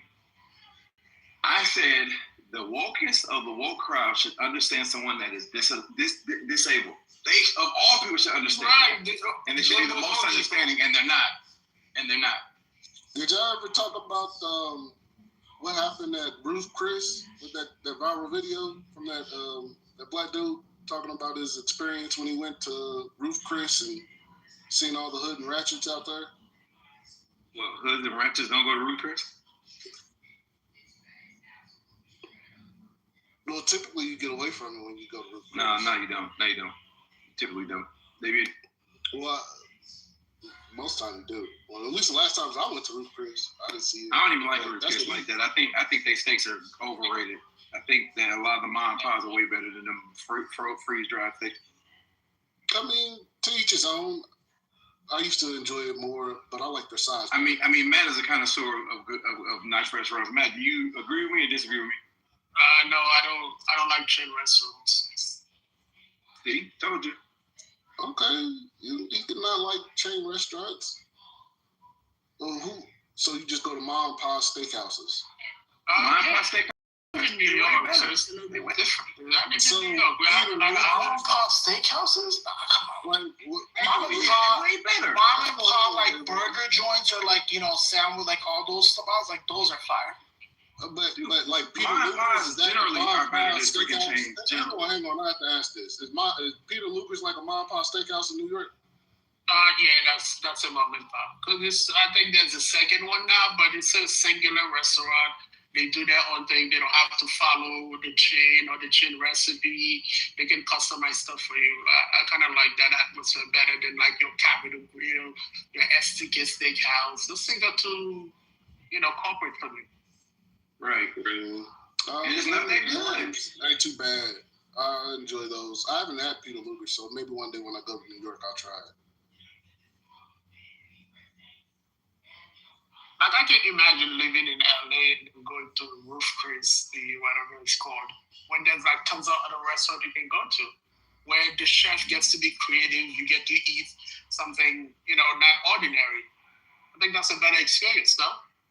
I mean, possibly, but I'm it's sure 1,000%, man. Great steak, just depends. Because are some of those places where they only cook to medium or medium rare or whatever?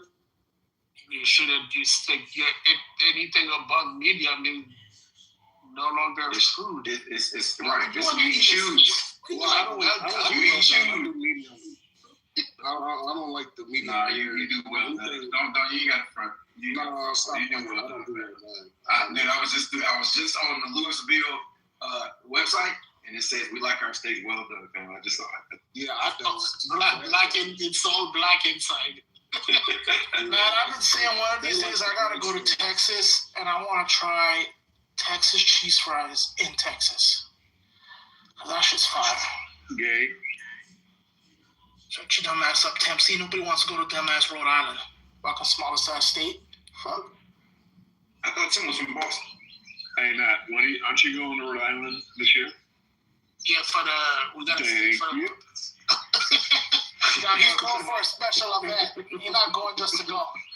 The events in Massachusetts. Why are you staying in Rhode Island, Matt? Because of Newport is. Thank you.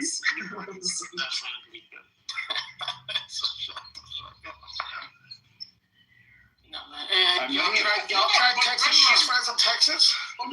You know why I say representation matter, right? In 2019, I went to like Istanbul with my wife. And then I didn't notice it and I see why I didn't notice it. But she noticed that most of the workers, almost 99% of all the workers and the service people were men.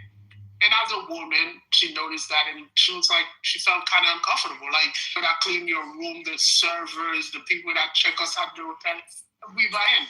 When you go get a cup of coffee, men. Bus driver, men. Taxi driver, men. People that work at Sephora, men.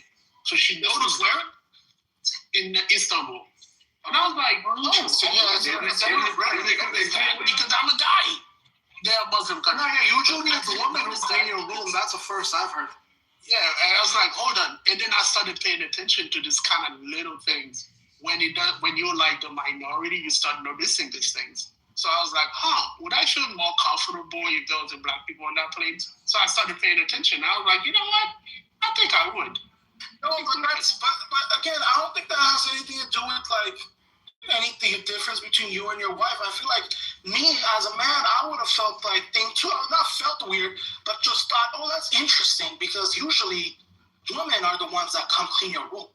So this would be a first to me to experience or see a man coming in, like men cleaning the rooms. Like I would be like, well, that's new, but I wouldn't think of it as anything. So I just don't think like something like that is alarming or a big deal. Because you ain't woke, fam. You sleep. You need to wake up. Yeah, I mean, well, that too. My wife, I don't know what that means. My wife is woke. Yeah, that's a fact, bro. I think Red Rum be intentionally snoozing, fam. He be intentionally. Only because Red Rum say stuff like, you be like, race doesn't exist. Like, what? It's the same. Like, no, it's clearly not the same thing. He just said. I never said it. He just said, you know. What? He said Black Hawk Tree. Yeah, it is because you don't. Just because he looks like you doesn't mean he shares the same culture. Come on, bro. That's the thing, man. That's crazy. Like, you don't know if that's from Jamaica. Like you ain't Jamaican, fam. Like what are you talking about? His name. Like you guys are like it's American. See, he don't get it. His name is Jabbar. It's not about not getting it. It's really embarrassing. Listen, someone with a big nose, same thing. Like it's how you look. You guys are just talking about physical appearance. That's all y'all talking about. No, we're not. And it's embarrassing. It's really embarrassing. The obsession over your physical color. That's what you think black is. You think black is just the way you look. Of course it is. So then it has nothing to do with how you look. So then why do you guys bring it up? Exactly. It either does or it doesn't. You guys need to pick. What, blackness? It's not. It's about looks. That's the culture.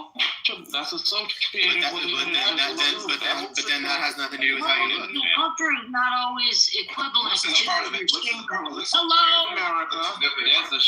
There's a shared experience between black people. Why? Because the majority of people are white. No, there's not. Right? I want you to tell Ben Carson. Talk to Ben Carson about that. I don't care about what one coon say. Ben Carson a coon? Yeah, absolutely. So now they're talking about culture, but they don't know when they look at another. You guys are swapping back and forth. They don't know if they look at another. Jamaica. I want you to imagine. And he's saying no black in the skin color. I'm about to go through security. No, if you're saying, I want you to imagine that you get on and it's a bunch of people that look like and are dressed like Eminem. Do you feel comfortable or not? Hell no. But what culture is that? What that white trash culture? White trash culture. white trash culture. Trailer park culture. Yeah. He's mimicking trailer fucking trash. black culture. What are you talking about? He's not trying to fight trailer trash culture. No, wait. I'm not gonna allow this kind of slang. Eminem talks about slashing the daddy's throat. Okay, forget Eminem. You get the point that I was trying to make, right? White trash culture, man. No. That's not black culture. Just because he's a hip hop artist don't mean it's black culture. So now you're talking about the way he looks and dresses? Or his big mom in the trunk. He's not talking about his music. He's talking about his appearance. That's not black culture. Exactly. Oh, he looks like he's a part of the black culture. Yeah, he looks. You're saying that because he dresses urban, he looks the part. Therefore, we should accept him. No, he doesn't share the culture. Not suggesting. No, but how do you know he doesn't share the culture, though? How do you know it's not him? If you don't know him, how do you know? He's white. Exactly my point. You don't know. Stop the bullshit. Black culture. You don't know him, so how do you know if Red Room, he's white. I just No, again, see, now you're talking about physical. You said it was culture, now you're going back to physical. So if it's physical, that's what I'm saying. It's embarrassing. You don't know. You don't know if that guy grew up the same way you grew up. What if he did? Sure. You don't know because you never met him. So stop it. Stop the bullshit. Just like how you never met that black man. Just because he looks black, oh, now he's from the same culture as you? No, what if he's from another country? Culture is He'll be more French than you. What if he's French and you don't know? He's more French than he is like black. Because you know I got y'all. You didn't even know. Zero. Red Room, you cooling, bro? Keep cooking, Red Room. I'm cooking them. I cooked all of them. They have nothing to say. Because that's a fact, man. Listen, what I'm trying to say is this, bro. That's a fact. What I'm trying to say is this, my brother. I'm simply saying that black people, right? Me and Mr. Finley, even though we've never met each other, we both live in America, right? I could tell him, he could tell me about something he's experienced amongst white people, and I'll be like, oh my God, me too. Because black people in America have a shared experience. And that's associated with culture, shared experiences. And when we're talking about black and being comfortable around black people, we're talking about that aspect right there. Who had that shared experience of being that minority amongst a whole bunch of like people that look like Red Room that don't think they're white. Little Hold up. So now you're talking about specifically American. So now you changed it. That's what you just did. Black always been associated with America. Even if they're American, that doesn't mean they grew up the same as you. That doesn't mean they have the same experience as you. So it's assumption again. It's assumption based on physical appearance. You're assuming based on physical appearance. That's what you're doing. Stop it. No. Y'all don't know what you're talking about. It's embarrassing. It's embarrassing. I heard what you said. I heard what you said. You shifted it to American, though. Still in my position.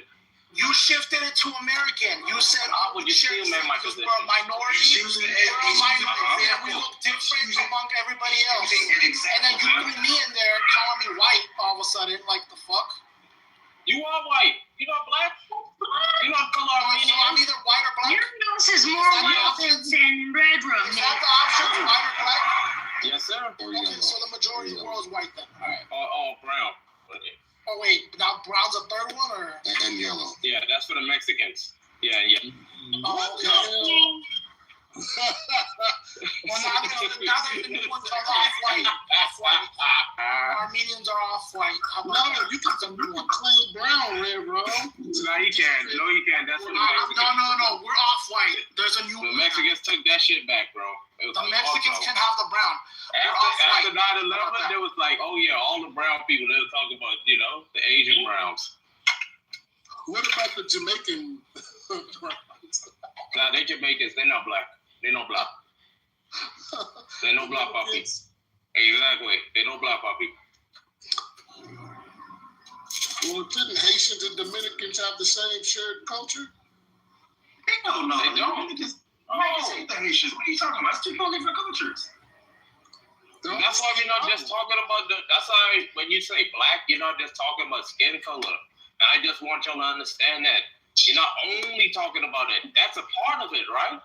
That's why mixed people can't be black people. They don't get the same experience. Oh, so Obama can't be talking black. like he knows. Exactly. No, Exactly. You're talking like and you know another thing too, Forth, bro? When you break it down, you start looking at like true success, like being like president. You see that all these people that claim to be black, they're not even black, they mix. It's something like what you see in Haiti. Black man, Ben Carson. No, I'm not saying that. Like, hear me out now. No, hear me out. I'm not saying that it's like you find all the time, 100%. I'm just saying, and like these prestigious black people that you look out through history, you see a lot of them mixed people, bro. It's like that light skin shit, they got them into like doors where black people couldn't get into. I tell you this, black people, like people that look like me, not you, Forth, because you light skin. People that look like me, people that look like Mr. Finley. But then you agree with Red Rum's point that it is about how you look. No. I'm trying to say the shared experience. Yeah, it's part of it. People like me, Mr. Finley.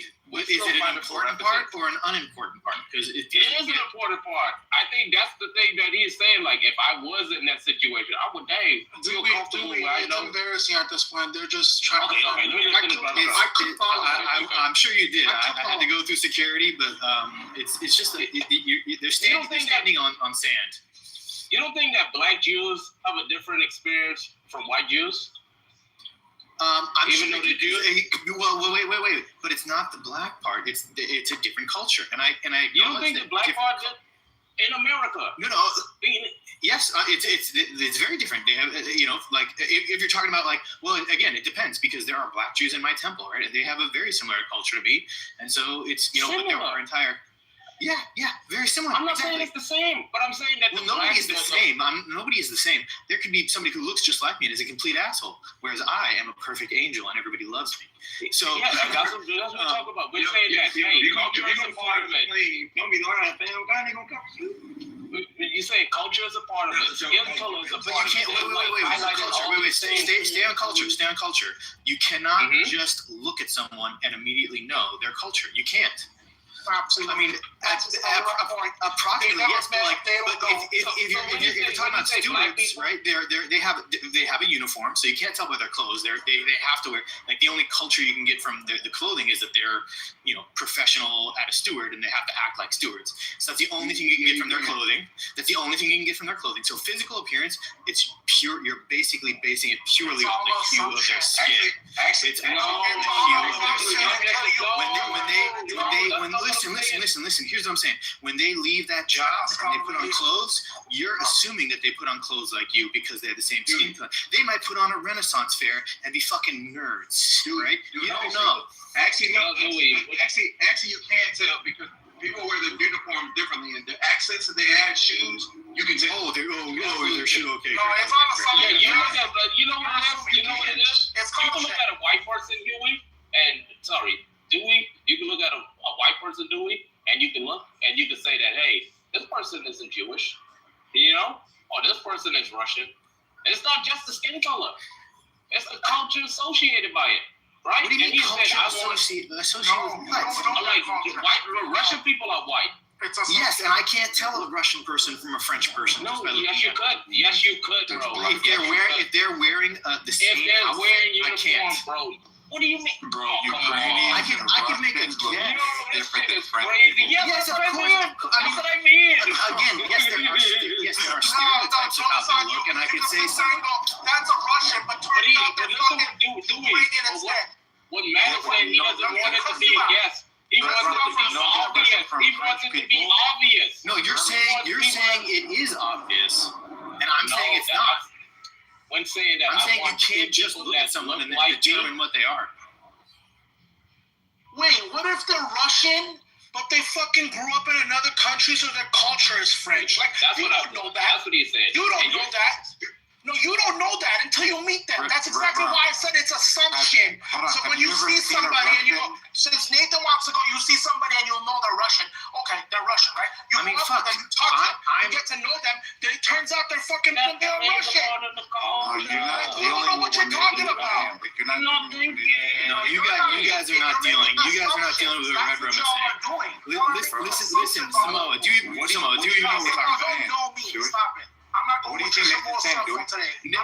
Nathan is saying that based off of essentially stereotypes, Based off of the physical attributes. Yes, just based off the physical attributes, you can try and make a guess, and off of their ethnic heritage, and based off of that, then you can also make assumptions about their cultural heritage. And I'm saying both of those are leaps. Not just one is a leap. The second one is the biggest leap. To say that, oh, because someone is a certain ethnicity, now I know how they behave, I know all these other things. That is a huge assumption. Hey Nathan, do you think that was a good son, man? No, that was a straw man. What I was saying was when Matt made the claim. Matt said that, if I was in a situation like that where I don't see people that look like me or share like the same culture or anything like that. Wait, but no, it's that second part, share the same culture. You don't know someone's culture based on how they look. You don't get it. That's what we keep saying. Listen to me. So that was a great steel man. I did make a good steel man. No. That's what your argument rests on, is that you can go from my argument isn't looking like me to, they must be the same culture as me. Nathan, you're proving that someone you're not admitting when you're wrong and when we talk. You gotta let me laugh, bro. Y'all didn't hear you didn't hear how you cut me off. Y'all not relating land. Y'all not relating land your terrible point. Listen, I've been taking. Yeah, I've been taking advice from Mr. Your steel man just now. I'm about to land out Mr. Finley. Well, no, you did, because I said I did steel man, and you said I didn't, and therefore you're straw manning my steel man argument. Listen, so I was saying that incredibly dumb. I was saying, Matt. I was trying to explain to them because they had a hard time understanding what Matt meant when he said that he would like to see black people as well, right? Because I'm a black person, right? Matt is saying that I want people that share culture that looks like me on those planes, so I could feel comfortable, right? Or I would feel more comfortable with those type of people on the plane with me. And what these guys were doing was saying that, oh, you just want people that have the same skin color. No, let's stop right there and examine what you just said. How does he know? No. We didn't let him finish. He just finished his statement. Yes, he did. He stopped at the point that what you trying to say. Y'all missed it. No, the punchline was him talking about what I said. No, listen, I was saying, what you were just saying. The punchline was what Matt said. He wants the look, the race part, and the ethnic. Hold on, you idiot. And then you guys are saying that. One second, you guys are saying that because. Let's stop right there. Let's talk about what black he said. I want to talk about what Matt said. You can't make a claim about the culture. And it's like, no, he said. Go ahead, Nathan. They don't get it, bro. Yeah, all right, so his first criteria was look like. That means the racial composition. Then the second part is think like. That's the ethnic requirement there. It's not ethnic. It's not ethnic. It's cultural. To think like ethnicities don't think like a certain way. That's cultural. Hold on. The ethnicity and let's get into that. That's small. Yeah. Come on. And also, look. You guys are strawmanning us because Red Room and I aren't saying that you can't determine. We're not saying. Listen. We're not saying that you can't look and determine it's someone's race. Of course you can, right? And if that makes you comfortable, that's fine. One, we're saying that's a little weird, and the reason why we're saying it's weird is because there's a second assumption that you're. Sure, people do it all the time, and I think it's weird every time they do it, right? And you do it too. Now who's not letting who do it? Okay, yeah. Come on, man. And the reason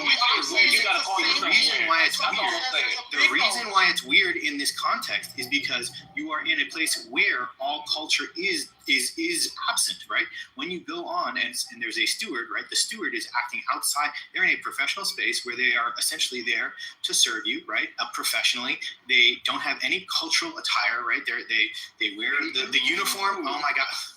Oh, except for the shoes, right? Thank you, Finley, for adding the shoes. I cut you off quick. No, it's fine, right? But for the average observer, can I go right? after the steward is just wearing steward. No, I'm going after Dewey. The fuck? For the average observer, right, baby. The steward. I already shot out the name. What the hell? For the average observer, the steward is just wearing steward clothes, right? There are no signs of any cultural affinities in one direction or another. And you guys are saying, oh, because a steward is black or white or whatever, that you can then make judgments about all kinds of cultural affinities when you can't, because there are black people who are into D&D. There are black people who are into Ren Fair. There are black people who are who represent the quote-unquote black culture as you guys have described it, right? And you don't know that based off of what you're seeing from the steward. So you can't say, oh, I have a connection with this person without any other cultural signifiers. There are no, again, yes, Finley, the shoes, they're allowed to pick their shoes. Maybe you can make cultural significance, but for the average observer, there's no cultural affinity that you can gain. Maybe you can through a conversation. If the person comes up to you, dabs you, and talks a certain way, maybe that would start to be cultural signifiers. But again, without any context, there are no cultural signifiers from a steward that should make you feel more culturally comfortable or not. Yeah, it's very simple. Like I said, when you're talking about physical, right? The physical part that Matt was saying, someone that looks like me, someone can make the same argument and say, I have a big nose. And I'm looking around, oh, that guy has a big nose. I feel comfortable because physically he looks like me. That's the same thing when you talk about skin color. Physical appearance. Second part, cultural. You don't know someone's culture until you speak to them, until you meet with them. Everything else, the way they dress, the way they wear their shoes, the way they do, all this is all assumption. And then Dewey just brought up that last part. When you start engaging with them, whether it's like a gesture or even like a short conversation, maybe a sentence, things like that can make your assumption like, oh, it's more likely than not, right? That's what happens. Other than that, it's all assumption. All right, simple as that. Of course, it's all assumption. Okay, so you're going off an assumption, and that's crazy. Like I said, Matt, someone can look like you. Someone can look like you, right? But like they're from another country, like they're more French than they are American black. And let's say you're an American black, right? You have that culture, and you look at someone, you go, oh shit, he looks like an American black, but you don't know him until you actually go and talk to him. When you talk to him, that who's more French than he is American black. Come on now, y'all, this is crazy. It's that simple. You done? Go ahead, yeah, you done. So look, and I'm sorry, Dewey, you jumped on this, or he left. Oh, he left you all alone, unprotected. I don't need help. I cooked already. I'm not alone. I'm not alone. There's other people on the stage that are agreeing with me. Q. Respect the Q, right? The Q. So, yeah, they left you all alone, my brother. No, I'm not alone, like I said. Come on, man, Q. No, don't play a game now. Come on now. Come on, man. You see the gestures? You see the emojis? Yeah. Q. All alone, man. Unprotected. You better pick up that phone call.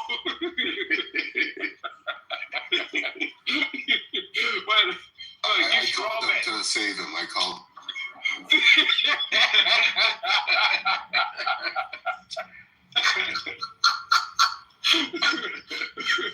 Look, the whole point was this.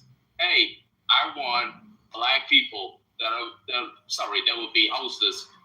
Hey, that was me. And I understood what he meant by black people. Mr. Finley understands what he means by black people because we're black people. We know what that means. We want people that look like us, who share our same culture, that can be able to, that way we feel like they would understand me. They would understand what type of situation I'm in. That comes with the shared culture.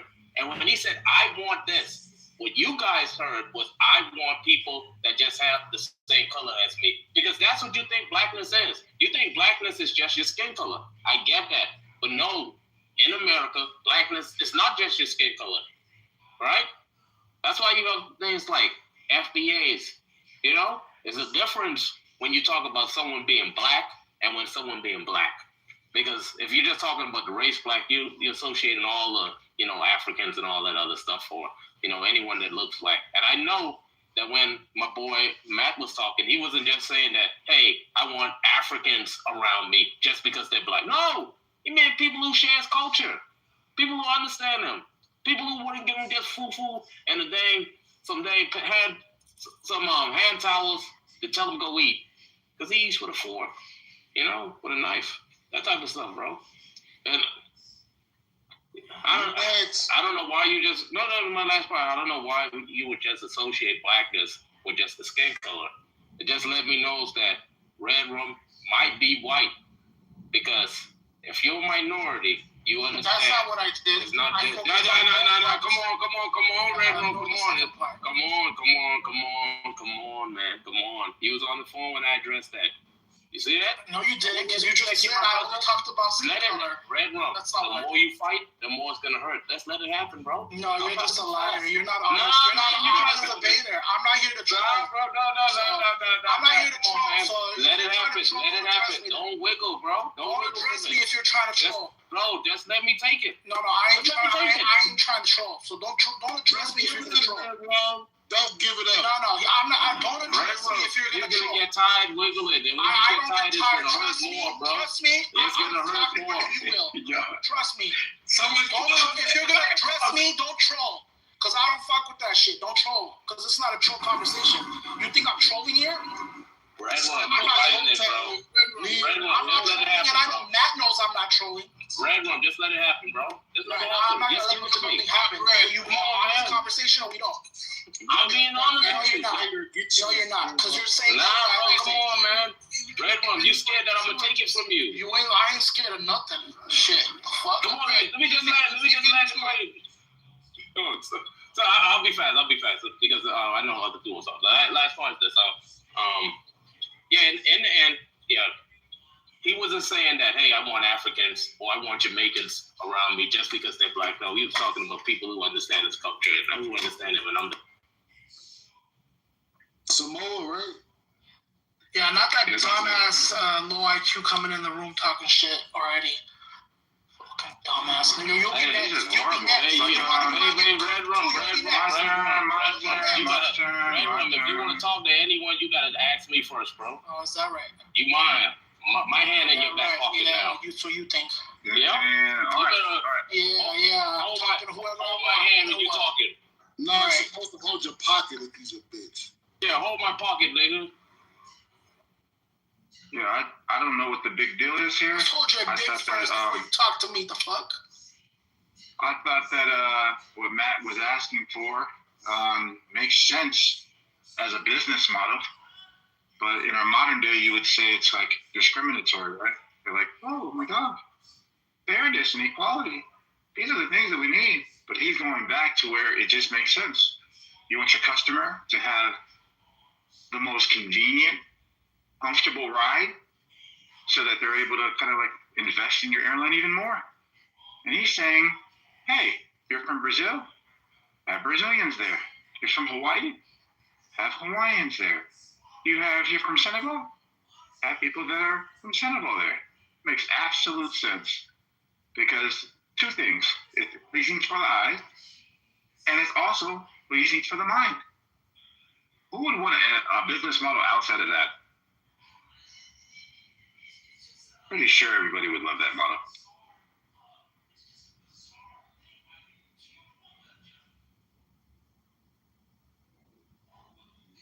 Is it my turn? Yes. So, first, it is a real thing when black nervous flyers see like who people they are. We can barely hear you, Mr. Finley. Am I better?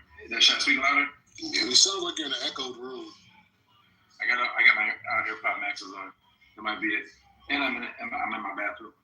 I'm cleaning up. Stop taking the shit and speaking over the mic. Yeah, I'm not taking a poop. I don't do that. That's disgusting. While talking to you, I was disgusting. You don't poop? Oh, so I don't do that. There is a comfort to seeing for black people, specifically African Americans, when they see black crew members and black pilots, they are more comfortable and less nervous when they fly. You hear this all the time because it is a cultural thing that black people, and it's you've seen the stereotype in movies all the time about the white person being nosy and going into danger while black people are going to run the opposite way. Those stereotypes come from reality. There's also a real thing. You can try it. Have one black person run past a group of other black people. Some of them are going to start running. It's cultural. It's a real thing, right? It's a real freaking thing, right? Because there is comfort around other black people. It's cultural because we believe subconsciously that there's a black pilot, then I'm safe because the black pilot's not going to do anything to put us in danger. Mr. Finley, may I say one more thing about black pilots? Yeah. Q. Oh, my bad. I was just saying we really like black pilots. Thank you. And it is a cultural thing. And yes, race is color is a part of it. But I can, and many blacks can tell. I can tell your culture within just by checking you out. 90% of the time, right? It's in the shoes, and I said other accents. For example, black women, African American women, like earrings, the way they wear their scarves, the scarf, like stuff like that is cultural. Same thing with black pilots. I can tell if the pilot is African American or he's like Jamaican or Islander, right? Like there's a difference, and there's a difference the way we walk and the nonverbal, the simple head nod. That's an African American thing, right? When they pass you on the street, like it's just little things like that. You see what I'm saying? That are nonverbal. That even if you're wearing the same uniform, you can tell within seconds of meeting each other. Like with and I say 90% accurate thing. I mean, hyperbolic and sarcastic, but y'all get what I'm trying to say. But it is. But there is a thing about culture. There absolutely is a thing about culture, especially with flying, where most people that fly are nervous flyers. The person checking in at the gate here is not white, and I feel very uncomfortable right now.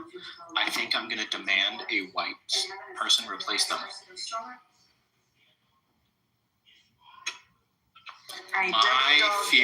My feelings need to be accommodated about this level of comfort because I just don't trust people. Look, you hear it, right? You hear them in the background? Red rum. This is about how comfortable I feel. Your comfortability is no one said. Your comfortability is harming them. Not only that, it's a woman. It's just that makes me double uncomfortable. Oh shit. I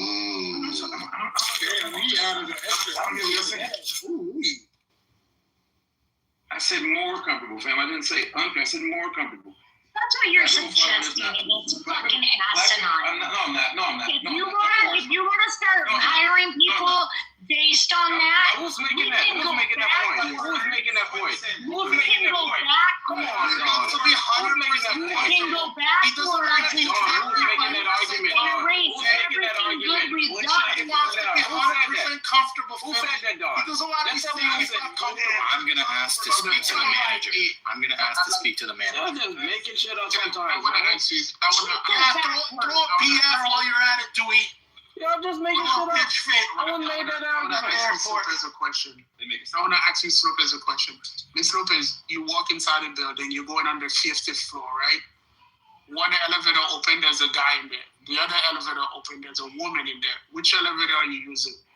And why? The one that opened first. The one that's closer. The one that's closer. He asked the woman. Y'all stop acting like women. No, everything is equal. You're right in the middle where the button is. Oh, I missed that he was asking for one. And it doesn't make a difference, right? No, nothing make a difference. One elevator has a guy in it. The other elevator has a woman in it. Which one are you thinking? It depends on how they're dressed. Everything is equal. Everything is equal. What the hell? No. He said everything is equal. That's how they dress. Probably the man. Then maybe the man because I feel more safe. Okay. And I was going to say because in case some shit goes down. Now she being decided. No, I'm not, because in case some shit goes down, he might be able to protect me. Yeah, you say you're more comfortable. Okay, let's do this. If it was one has a bear, one is a bear, and one is a man. Which She's definitely going to do it. We all know the answer to this. If it was 5 men in an elevator, 5 black men, and 5 women. I'm going to start talking now. I'm going to because I want to see which one is going to take. I'm just see you as what I'm talking. I'm going to the elevator with 5 men. What you talking about? Have a good time. Because I probably know. Don's like, I've seen that white couch. Don said, I've seen that white couch. Hey, Hey, yo, Philly, that's fucked up. That's wild. What about a white couch? I didn't get it.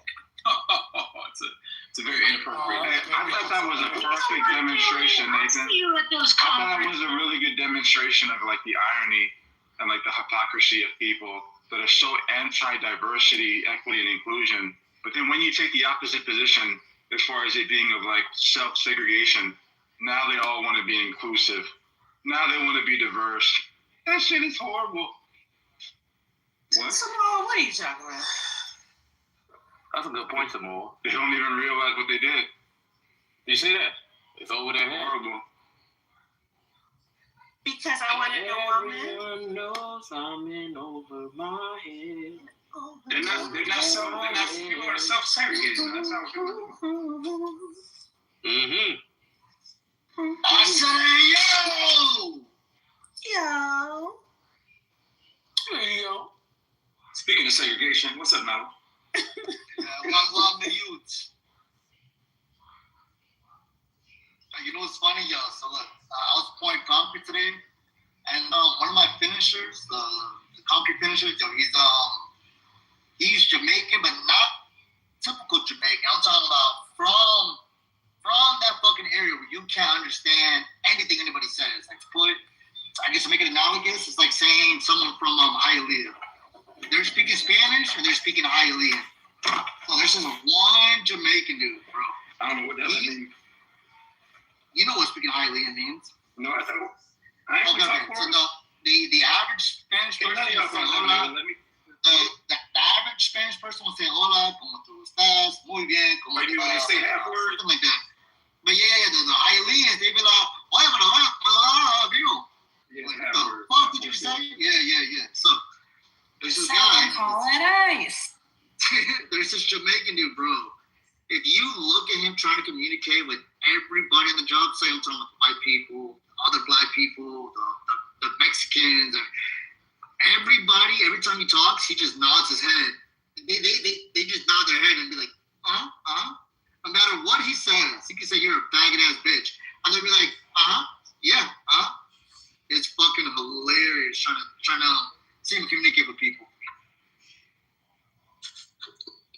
Oh, there goes the culture war. What happened?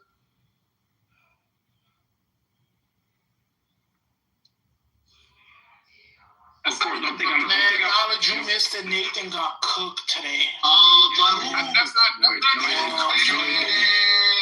He got cooked. No, he didn't. Yo, who cooked him? Oh, I cooked them. All of them. You can't cook. Bro, I cooked all of them. And Dewey. Yeah, you can't cook. And talking about fried chicken and chili. You get to the not too much on fried chicken and chili, fam. You eat chitlins, Mr. Finley? Yeah, I do. Oh my God! Does your wife make them? No, she does not. She doesn't. Yeah, I don't make them. No one wants to cook that shit in the house. That's right. They smell so bad. Watch your mouth, man. You're not gonna. What are they cooking? Is it chitlins? Y'all not gonna destroy my slave food. Bro, with all due respect, why chitlins? Y'all is free now. They're not gonna distract my slave food, fam. Not just Finley. Every New Year's we cook for my dad's best friend's house. Every New Year's we have chitlins. That's different. You're eating pig ass. That's pig ass. Pig ass. That's pig intestines. That's pig. Don't care. Yo, Mochi, you do cosplay, right? Like, yes. Wait. You ever cosplay as what's her name, Chun-Li? No, I have it in the mail coming. I'm going to be doing a bunny Chun-Li for Etchy Fiesta when it comes to town. And then I'm doing Lucy from Fallout. And then I have some more photo shoots coming up. Oh, Lucy from Fallout? That's nice. Yo, Mochi, you eat hot dog, Mochi? No, I actually don't. Do you eat sausages? Do you eat sausages? It depends on what kind of sausage. Exactly. What the hell? Same thing. Yo, Mochi, what are you guys talking about? Yo, Mochi, did you watch? I don't. Mochi, did you watch? Am I Jewish? Pig ass. So did you watch Hey, yo, Mochi, did you watch? Hold on 1 second. I can't hear you over Mr. Finley. He's crashing out of her pig ass. Mochi, did you watch? Did you watch season? Hey, yo, Mochi, did you watch season 2 of Fallout? Yes, I did. It was fantastic. Really? Wait, hold on. Do you think it was better than season 1? I do, but that's because we're getting into some really deep plot now. Like, they set us up for the Enclave now, and I'm just kind of like, oof. It's about to get really good, guys. I it's about to get really good. with you. I can't get into it. My wife loves that show. I can't get into it. Okay, how about this? I feel like one day in the Discord we should all like sit down and just really analyze Fallout. Yes, I'm down for that. Why don't we ever have watch parties anymore? Because Are we just trash now? No one's there to host the watch parties. You know who used to host it? Oh, well, I'm definitely not going to host it. I'm just saying we should do it. You know who used to host them? The person that Nathan ran out. Pick a topic. Tolly used to be the one that hosted them.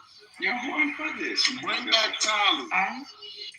In other news, unidentified aerial conchas are flying in the sky of San Antonio. I have the news article to prove it.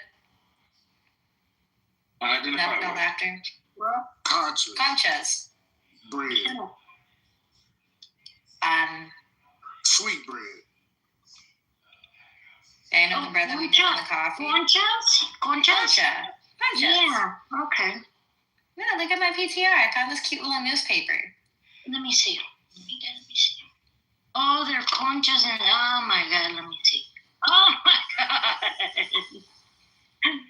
That's cute. Joe loves that's his favorite sweetbread. My favorite sweetbread is actually an Asian one. It's called taro bread. I love it so much. It's so good. Or ube bread.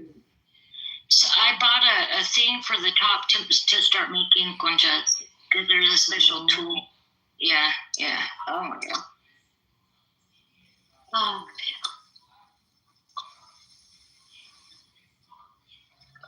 watching this house. Who's there?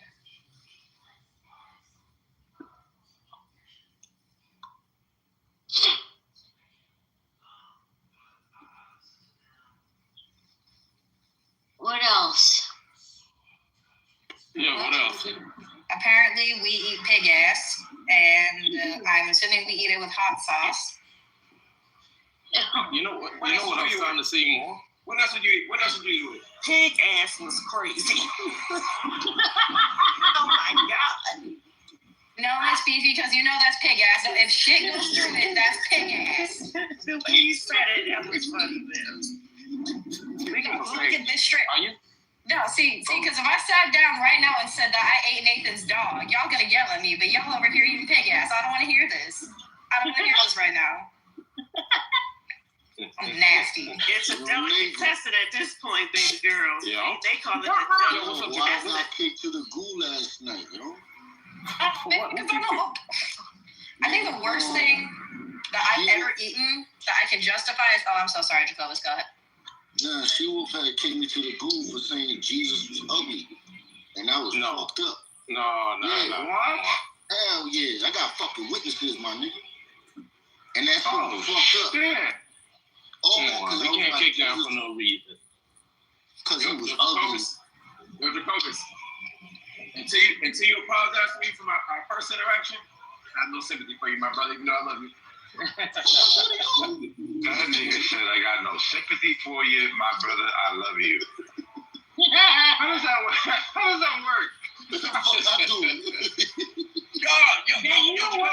Yo, our first interaction, fam, you were making fun of my wife, fam. No, hell fucking no. I'm still mad about that, man. Oh, I wouldn't make it no bullshit like that. You know me. You didn't know me. She was. I think I did. You did. I was pissed. But then lady, first lady, not Lions lady.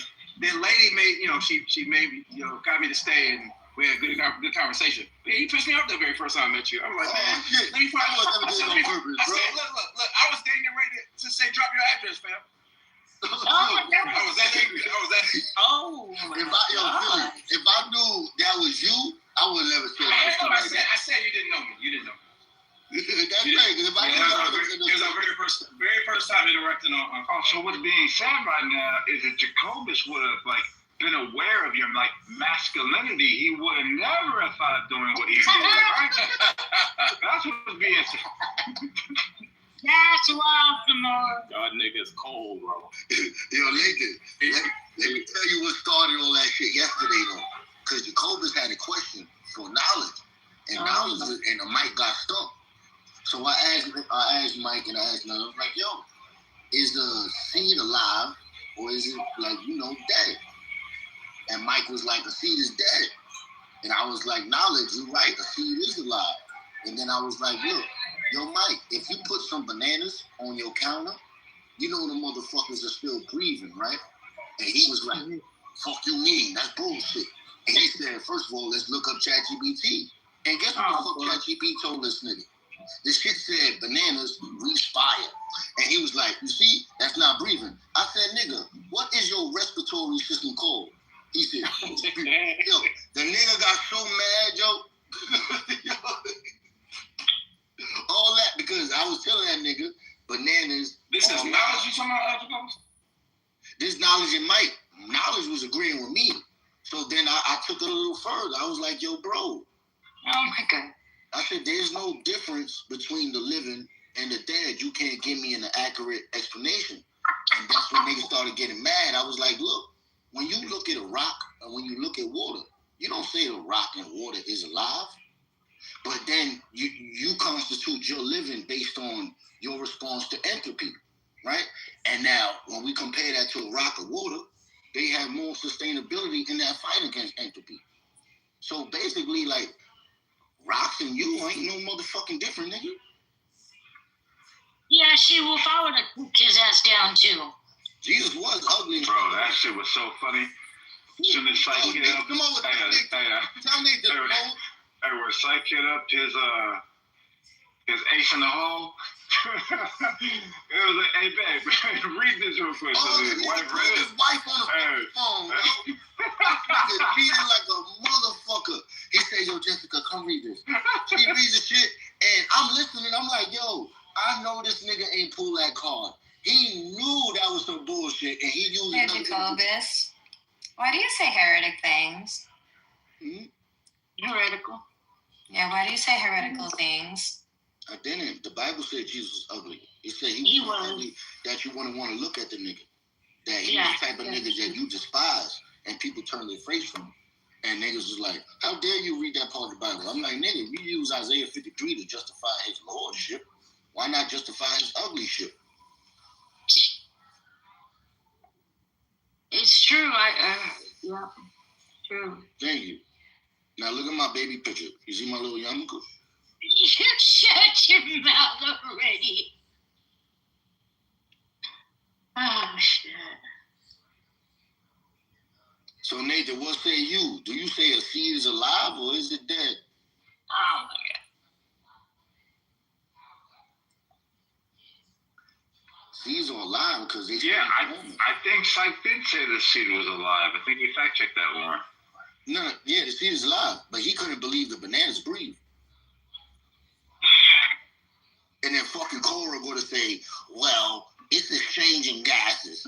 I said, because I think that's a semantical thing, isn't it? Yeah, because that's what we do when we breathing. Would this be like, because breathing's associated with like lungs, a specific process of exchanging gases. And if you say, hey, a banana does have the whole gas exchange, but their process is different. Yeah, but this is like saying, do fishes get thirsty? They have the same mechanisms of getting thirsty, but they don't get thirsty like humans. So well, then do flowers breathe? But just not like humans. Of course flowers breathe. Yeah, but not like humans. Bro, you guys ever grow? I used to have big ass grow eyes, bro. As soon as the levels drop, man, your shit dies. You don't smoke. You smoke a little bit here and there for health purposes or something similar. No. No. Do you eat any like hemp for health purposes? I smoke weed for hemorrhoids. Nigga said hemma. No, I don't do any of that stuff. Have you ever broken a bone? No. But So- breaking bones. Real nigga. You broken bones. When you eat chicken, don't count some more. It's chicken. That's how I broke my tooth. I bit a chicken bone. Ain't you like a third black? Oh, you bite through the bones of the cow. It's all beef where I come from. Oh, beef. It's all beef. Fam. That's all. Oh my god. All beef where you come from as well. Oh, beef patty, special sauce, lettuce, cheese, pickles, onions, and sesame. I bet not ever hear a man talk some all beef special sauce. I bet not. We're talking about outwardly, like the perception of like the masculinity outwardly. And like, damn. What's the phrase where observation changes like the outcome? I don't know. Like you never heard that say like when you look at like certain particles, your observation actually like changes how it shit. But if you wasn't looking, it would be doing a different pattern. That's basically like the ruling for shit. Yeah, that's kind of like when you bring your hand close to something and you start seeing the particles move in a different direction because of your heat. Like how you transfer certain things. You can kind of. I don't know what that's called though. Yeah, cause like that's what I'm trying to tell niggas. Like a lot of people, they think because they focus on a certain system that they are actually predicting the unpredictable or explaining the unexplainable. Like I had someone like Cora try to tell me some bullshit with many words. Bro, this nigga Finley was a racist shit, bro. You can say all black people eat chicken, bro. They do. The fuck? They do, fam. Come on, that ain't racist. That's a fact. Bro, we ain't got no black vegans. What else they gonna eat? Look. Black. You ain't black no more because you a vegan. Oh, You ain't. Okay. You ain't. Look on the. They got the plantation already. What the fuck? On the census, it says check a box, black, right? And then it say black, not Hispanic, non-black or non-white, right? And then if you check black, it says, do you eat chicken? And if you check no, then it says uncheck the black box. It's a little. Then the other box is automatically unchecked. Oh, yeah, unchecked, man. It avoids the purpose. Yo, Hope, are you there, Hope? I got a question from you. I know you're from Miami. Hope. Yes. There's no hope. There's no hope, Nate. I'm here. Is Miami Gardens in Miami? Yes. Okay. Let's go. No, it's not. It's in Miami Gardens. 1 second. Okay, let me correct myself. Miami Gardens. 1 second. Miami Gardens is Miami Gardens, but it is in Dade County, like Miami. But it's its own city. Thank you. So it's not. And it's new. It's in Miami County. What you think about what you just said, Finley. Listen. All right, so I moved here. Let me tell you something. Listen to this. Listen. 1 second, no, please. I moved here over 20-something years ago. And when I come here, it just became a city. It's fresh. Yeah? And then bring on cops here. The first set of cops that come to Miami Gardens. Miami Gardens is a new city in comparison to Carroll City. Listen to me now, please. When I moved here in 2000-something early, between 1999 and 2000, it was a fresh city, and then because a cop told me, and the cops here, they brought them from Atlanta and New York for Miami Gardens. Not for the cops, the recruits, so that's what one of the cops told me. And he was Jamaican, so he told me that. So it come from the horse's mouth. This time it was new. The ass's mouth. Sorry, the horse's mouth. Horses. I speak patois. No. Horses.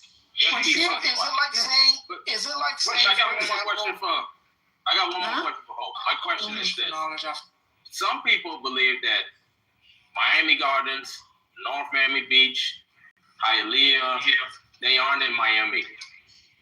They are in Hialeah. That's what he's trying to explain. Just like if you're in Plantation, you are in Broward. Yeah, Broward. Exactly. They are their own city, but they're in Dade County.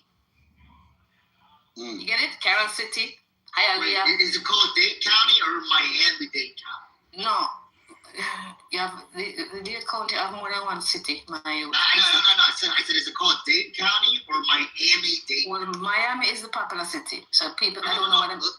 Look at my PTR. That's the sign. Yeah, that's what the county is called. Yeah, I know. It's called Miami-Dade County. Yes. But within that Miami-Dade County, you have different cities like Carol City. Miami Gardens is another city by themselves, and the other cities in the surrounding areas of Miami-Dade County. Yes. So within Miami County, there's cities. Yes, that's my whole argument. Miami Gardens is a city by itself. You are saying Miami. You also have Miami. Remember now, you have a city named Miami. Yes, I agree. Okay. Yes. And the county is not named Miami, it's Miami-Dade. The whole thing. I say the same thing at the same time. I've argued this like a slip back. Yes, I said it's synonymous. I said you can say Dade, you can say Miami, you can say Miami-Dade. I said this 1,000 times. If you're making a distinction, you said Miami. It's still Miami. If you're making a distinction about where you gotta be, you have to say Miami-Dade because you can't say it's inside Miami because that's not accurate. No, it's inside Miami-Dade. Listen. Yes. Hold on. So, Mr. Finley, you're saying that Miami Gardens is in Miami-Dade? No fucking way! Oh my fucking God! What a surprise! So where am I? I live in Dade County. I'm saying when you make it. I thought you were in Broward. I thought you were in Lauderdale. No, listen. Sorry, let me correct myself. Right now, I am in Broward, but I have a house in Dade County. Miami Gardens is in Dade County. When I do my mail, they say, "What county you live?" Let me give my address over there, sir. What county? It's a Dade County. Miami-Dade County. Because you want to, use the arrow. Yes. So I don't know why Miami have to be like that. We have to put Miami on the county. No, because Broward don't do that. Yeah, they're saying that if you're from Miami Gardens in Miami-Dade and your area code is 305 Miami, you're not from Miami. But we have a code. This is what they're saying. No, it's only two. It's the one for the cell phones, which was 786 and 305. That came about when Metro PCS came and they started paying those 786. 305, yeah, 786. But look, the official code for Miami a 305, right? Yeah. And my question is this: look, if you live in Miami, no one would tell you that Miami Gardens is not in Miami. I never heard that before. If anything past County Line Road, that's what they call Miami. They don't call it Miami, but everybody think Miami is the number one. They call it the capital city, and it's not. It's not Nathan. If you ask somebody where Altamont Springs is, they're gonna say that's Orlando. It's not Orlando. Where is it? Altamont Springs is northern Orlando. It's in Orange County, but it's northern Orlando. Oh, it's in Orange County. So what city is it in? Why it's in Orange County? What do you mean? It's its own city. It's its own city. What's it? Just like Miami. Orange County is a city. Orange County is the county. So what is the city? There are cities in Orange County, like Altamont. So Altamont is a city? Altamont, freaking Orlando, Ocoee. So Altamont is a city, correct? Yeah. So Altamont is not located in Altamont County, correct? Yes. And Miami. Mr. Finley, I am saying in Altamont County? My points. Miami City is in Miami-Dade County. Polk is in Polk Counly. And I'm not going to say Lakeland is in Polk County. You said Nissan Altima. Okay, let's talk about that. Let's talk about Nissan Altima. So Nissan Altima is the city, correct? Nobody said it's Nissan Altima. It's not located in Nissan Altima County. So it's disanalogous. All I'm saying is when you say all I'm saying is it is not accurate to say that Miami Gardens is in Miami. You have to be specific and refer to the county, which is Miami-Dade. That was the argument I understood that you guys are having. I don't know why. when people in South Florida from Miami, say I'm from Miami. You know why I think. Hey, what parts of Miami? You know why I think we have an issue? I'm from Hialeah. I'm from Kendall. I'm from Doral. That's the typical way the conversation works. Because Miami is understood to be everything within Miami-Dade County. Okay, that sounds like it makes sense. Bro, Miami again for dinner? I think the conversation. I think the confusion is because Broward don't put on no city on them. Them don't say Fort Lauderdale Broward. You know what I mean? That's why we have a confusion. Broward is just Broward County. It don't do this little stush thing what everybody else do and hang on a city on it. Altiman County did. I don't know why Finley's fighting this. Like, look at Rick Ross. Did he say I'm from Miami-Dade County? No. Perfect example. No. Yeah, he says, welcome to Miami. And guess what? Guess what area he's talking about? It's not Miami City. When he it's said, Miami Gardens. You remember when you had the Carroll City Mart?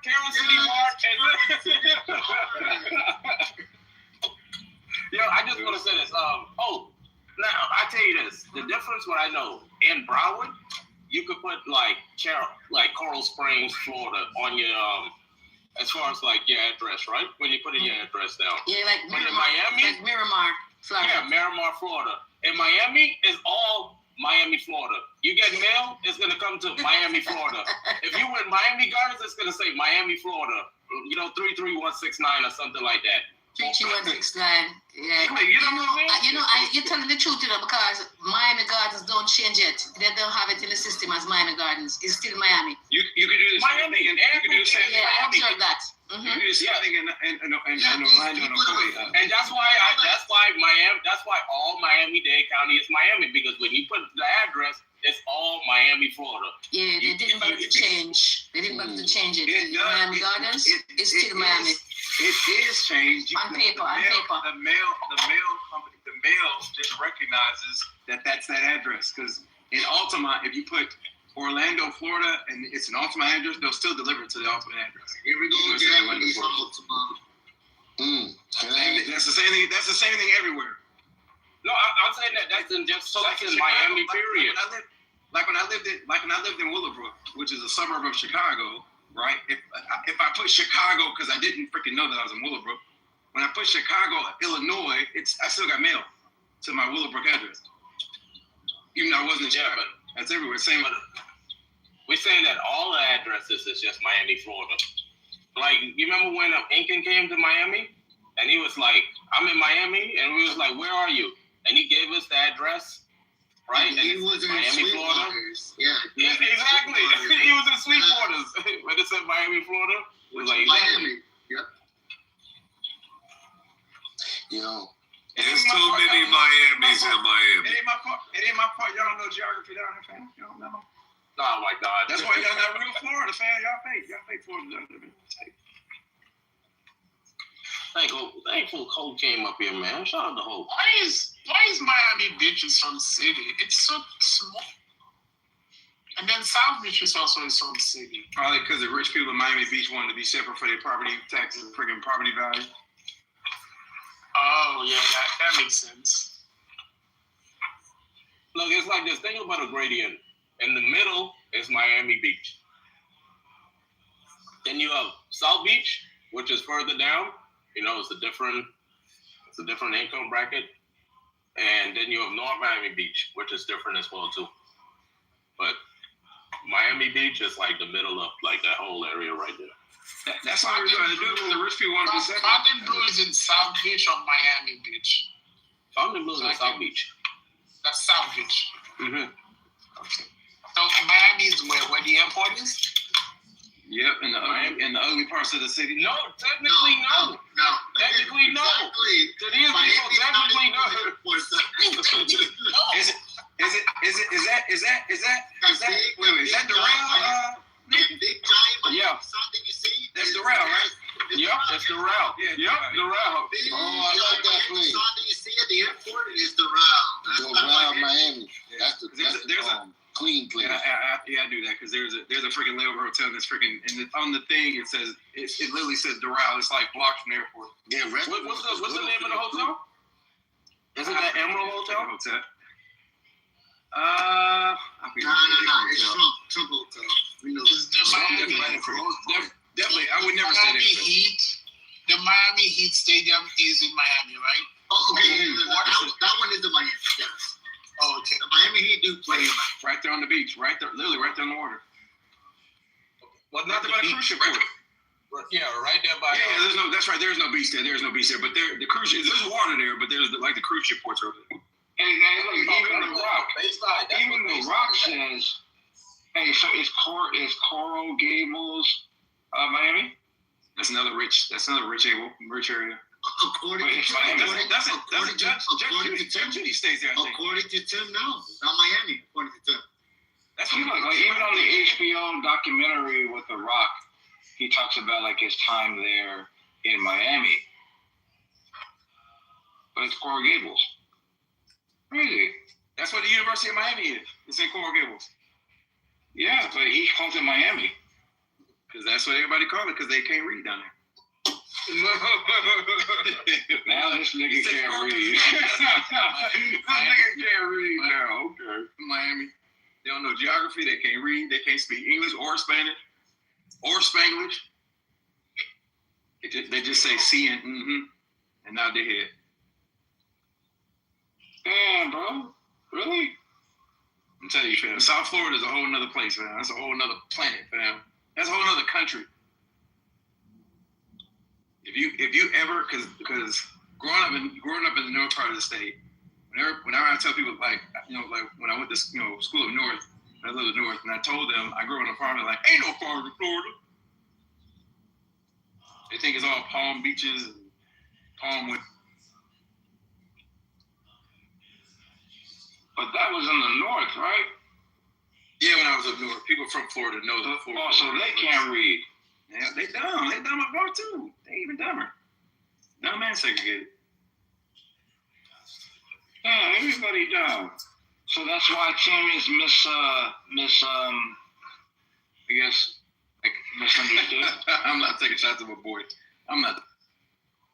Hey, but you gotta admit though, yesterday that was a straight like walk into the moment, right? What happened? What the lawsuit?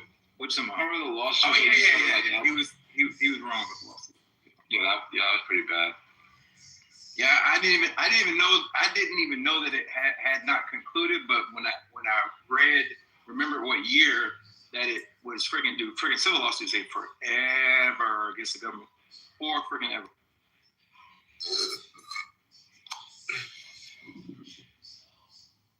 But I don't even know why they bother launching it, man. The reality is that they all them cats want to be freaking controllers. Like there's literally like they can all be freaking controllers. So what did you think about the State of the Union? It was pretty good. I thought it was pretty good. I couldn't watch the whole thing. It's Trump's the actor. They're annoying, right? But like the fact that they post his personality, it gets the tracks pretty good though. I can't. I think the part that I left on was when he said, point out that the Dems aren't standing for immigrants or something like that. And they were applauding for like an extra long time. Like, oh my god, they landing on too thick for me now. I can't watch it anymore. Yeah, so like it was a trap. He says, hey, please stand in support if you agree with this statement. That wasn't no trap. Hold on. The statement is that the federal government should protect American citizens, right, over illegal immigrants. But that's their obligation. The federal, hold on. Who would disagree with that? But this is political theater, fam. It's political theater. Our Constitution would disagree with that. Our Constitution doesn't put one person over the other based on immigration status or even citizenship status. Come on, man. That doesn't make any sense. But it's all. But wait, how is also political? How is that a good? Hold on, but how is that a good point when we clearly have different levels of like what due process is, and because of the different levels, protection is universal. No. So there's like protection, like in a broad It's not sense. universal. And then So the police, if the police respond, oh, you're doing it right now, bro. I'm gonna protect you. Hold on, so you're doing it right now. So like, if we say due process is universal, that's kind of like a vague way of just kind of not having the conversation. But if we say, hey, there's certain groups of people that get more protection than other people, then that's the reality that you got to deal with. So if a person that has like an American citizenship has more privileges because of the citizenship than a person that has like an asylum application in circulation, then you can't kind of equate them by using the due process or the protection. Under what context was he referring to protection? Yeah, so he's saying the federal government is obligated to protect American citizens. Stop. Over illegal immigrants. What does that mean? Okay? Yeah, so that means that when you start allowing illegal immigrants, and this is like his whole gotcha moment here, like if illegal immigrants are now starting to benefit with the privileges that are like designated for category A, which are citizens, then we got our priorities, right? So he's saying, hey. I said, what does protection mean? It doesn't mean privileges and priorities. Well, hold on. So like protections means like, hey, you have these rights, like the right to bear arms, like the right to like whatever protest or whatever these things are, right? Then you have these other groups of people that the Constitution or the amendments don't actually fully apply to, depending on their status or their legal protection. So back to the point though, right?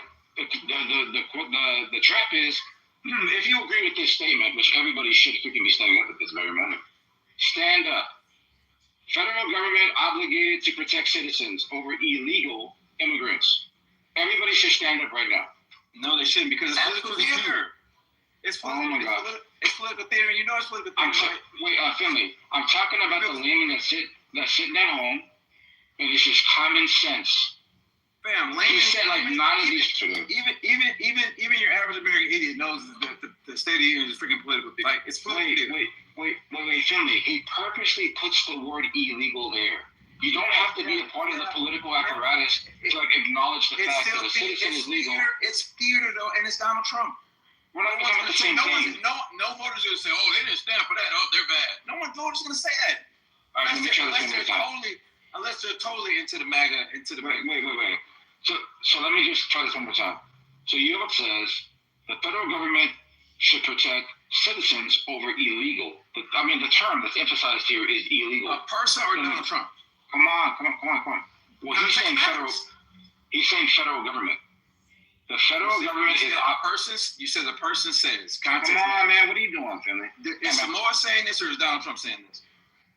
The statement that was made is that the federal government is obligated to protect citizens over illegal immigrants. That's the statement that was made. Okay? Who cares who says it? It matters. It absolutely matters who says it. Context absolutely matters. I don't know what you're doing right now, bro. Context matters. Context matters, right? The context absolutely matters. If Samoa saying this, to a random crowd of people, you know what I'm saying? Can I just get to my point, bro, and then you can respond? Because you keep on attempting to derail me for some reason. I don't understand why you're doing that. I'm just trying to have well, you might not be trying, but really like that's exactly what's happening right now. I'm just pointing out. My fault. If you have the statement, the federal government is obligated to protect citizens over illegal immigrants, the person that's sitting at home is like, oh, fucking duh. And then they see half of the fucking like place like sitting down. They're like, how the fuck can these people not be standing up right now? That just looks bad. Yeah, it doesn't. It doesn't look bad. Tell me how. It doesn't look bad. It doesn't look bad. Because within context, everybody knows the freaking State of the Union is political theater. It's all political theater, right? It's rare that both sides stand up and say, yeah, that's a good idea, right? It's rare, right? Especially when one side is making a non-policy political statement, right? Which is what the president was doing. Now, if this were like, I don't know, a high school auditorium, college campus, and someone was making that random statement, everyone would agree. It's primarily a true statement, right? For most Americans, they primarily believe it, right? But in this context, freaking Donald Trump, right? People aren't going to agree with him because it's him, right? But I will say this: I couldn't get past that statement. I stopped watching past that statement, but I did hear something he said that I agree with, and that is which he didn't initially support.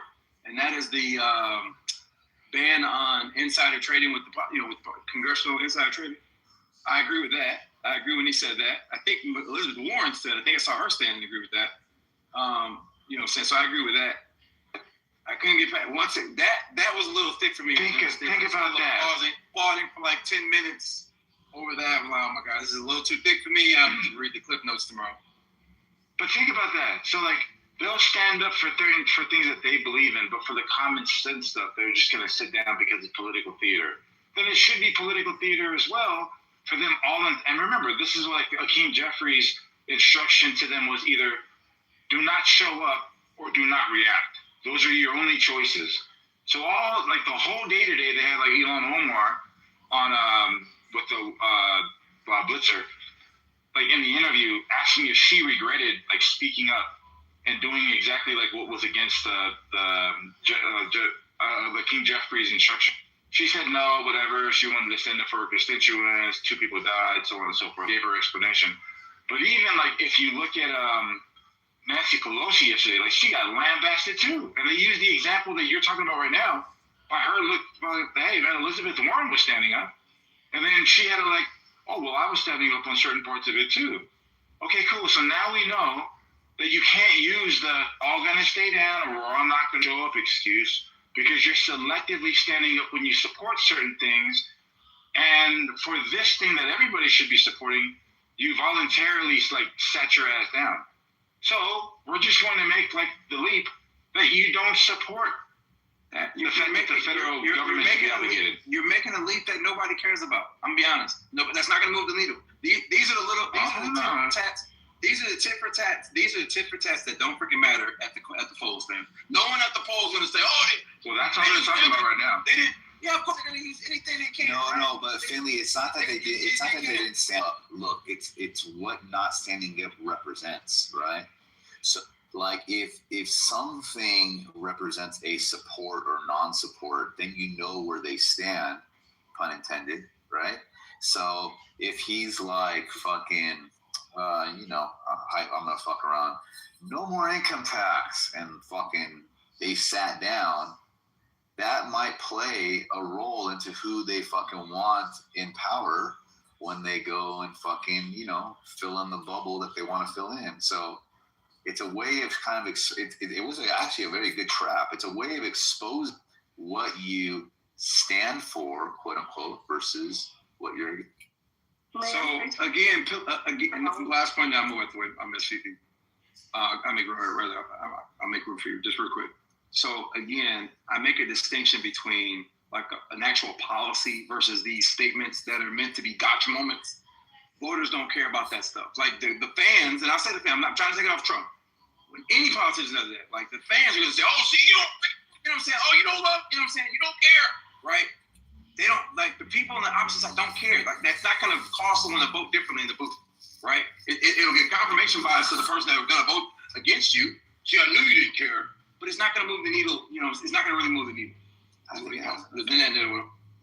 So all I wanted to say was how soon they forget that when Barack Obama was on the floor, they called him a liar, and they wouldn't stand up for certain things. They rallied together to right. So I guess let's just it is what it is. It's politics, like y'all say. It's on both sides. So I mean, she sit down, stand up. It doesn't really matter. It's all theater at the end of the day. Thank you. No, yeah, I think so. The act in itself is not what I'm talking about. It's what the act or the non-act represents, and I think that basically allows you to understand the position of people, and so that allows you. You can't necessarily when they they're all what are they like? They're campaigning. Raise your hand if you do this, and then people kind of see who raised their hand, and you see people kind of like barely raising their hand and so on and shit like that. It's one of those moments, and then what they do is they'll use this when it comes time to campaign. Oh, of course, especially like what this represents as far as like the immigration policy. Correct. So for the backdrop, he talks about zero illegal immigration throughout this period of time, shutting the border down, doing this, doing that, points out sanctuary cities, So what he's doing is he's setting up this moment of what their actual talking point is that Democrats support illegal immigration. What about please stand up if you support this statement? Like, that's the one that we're talking about specifically, right? Like, that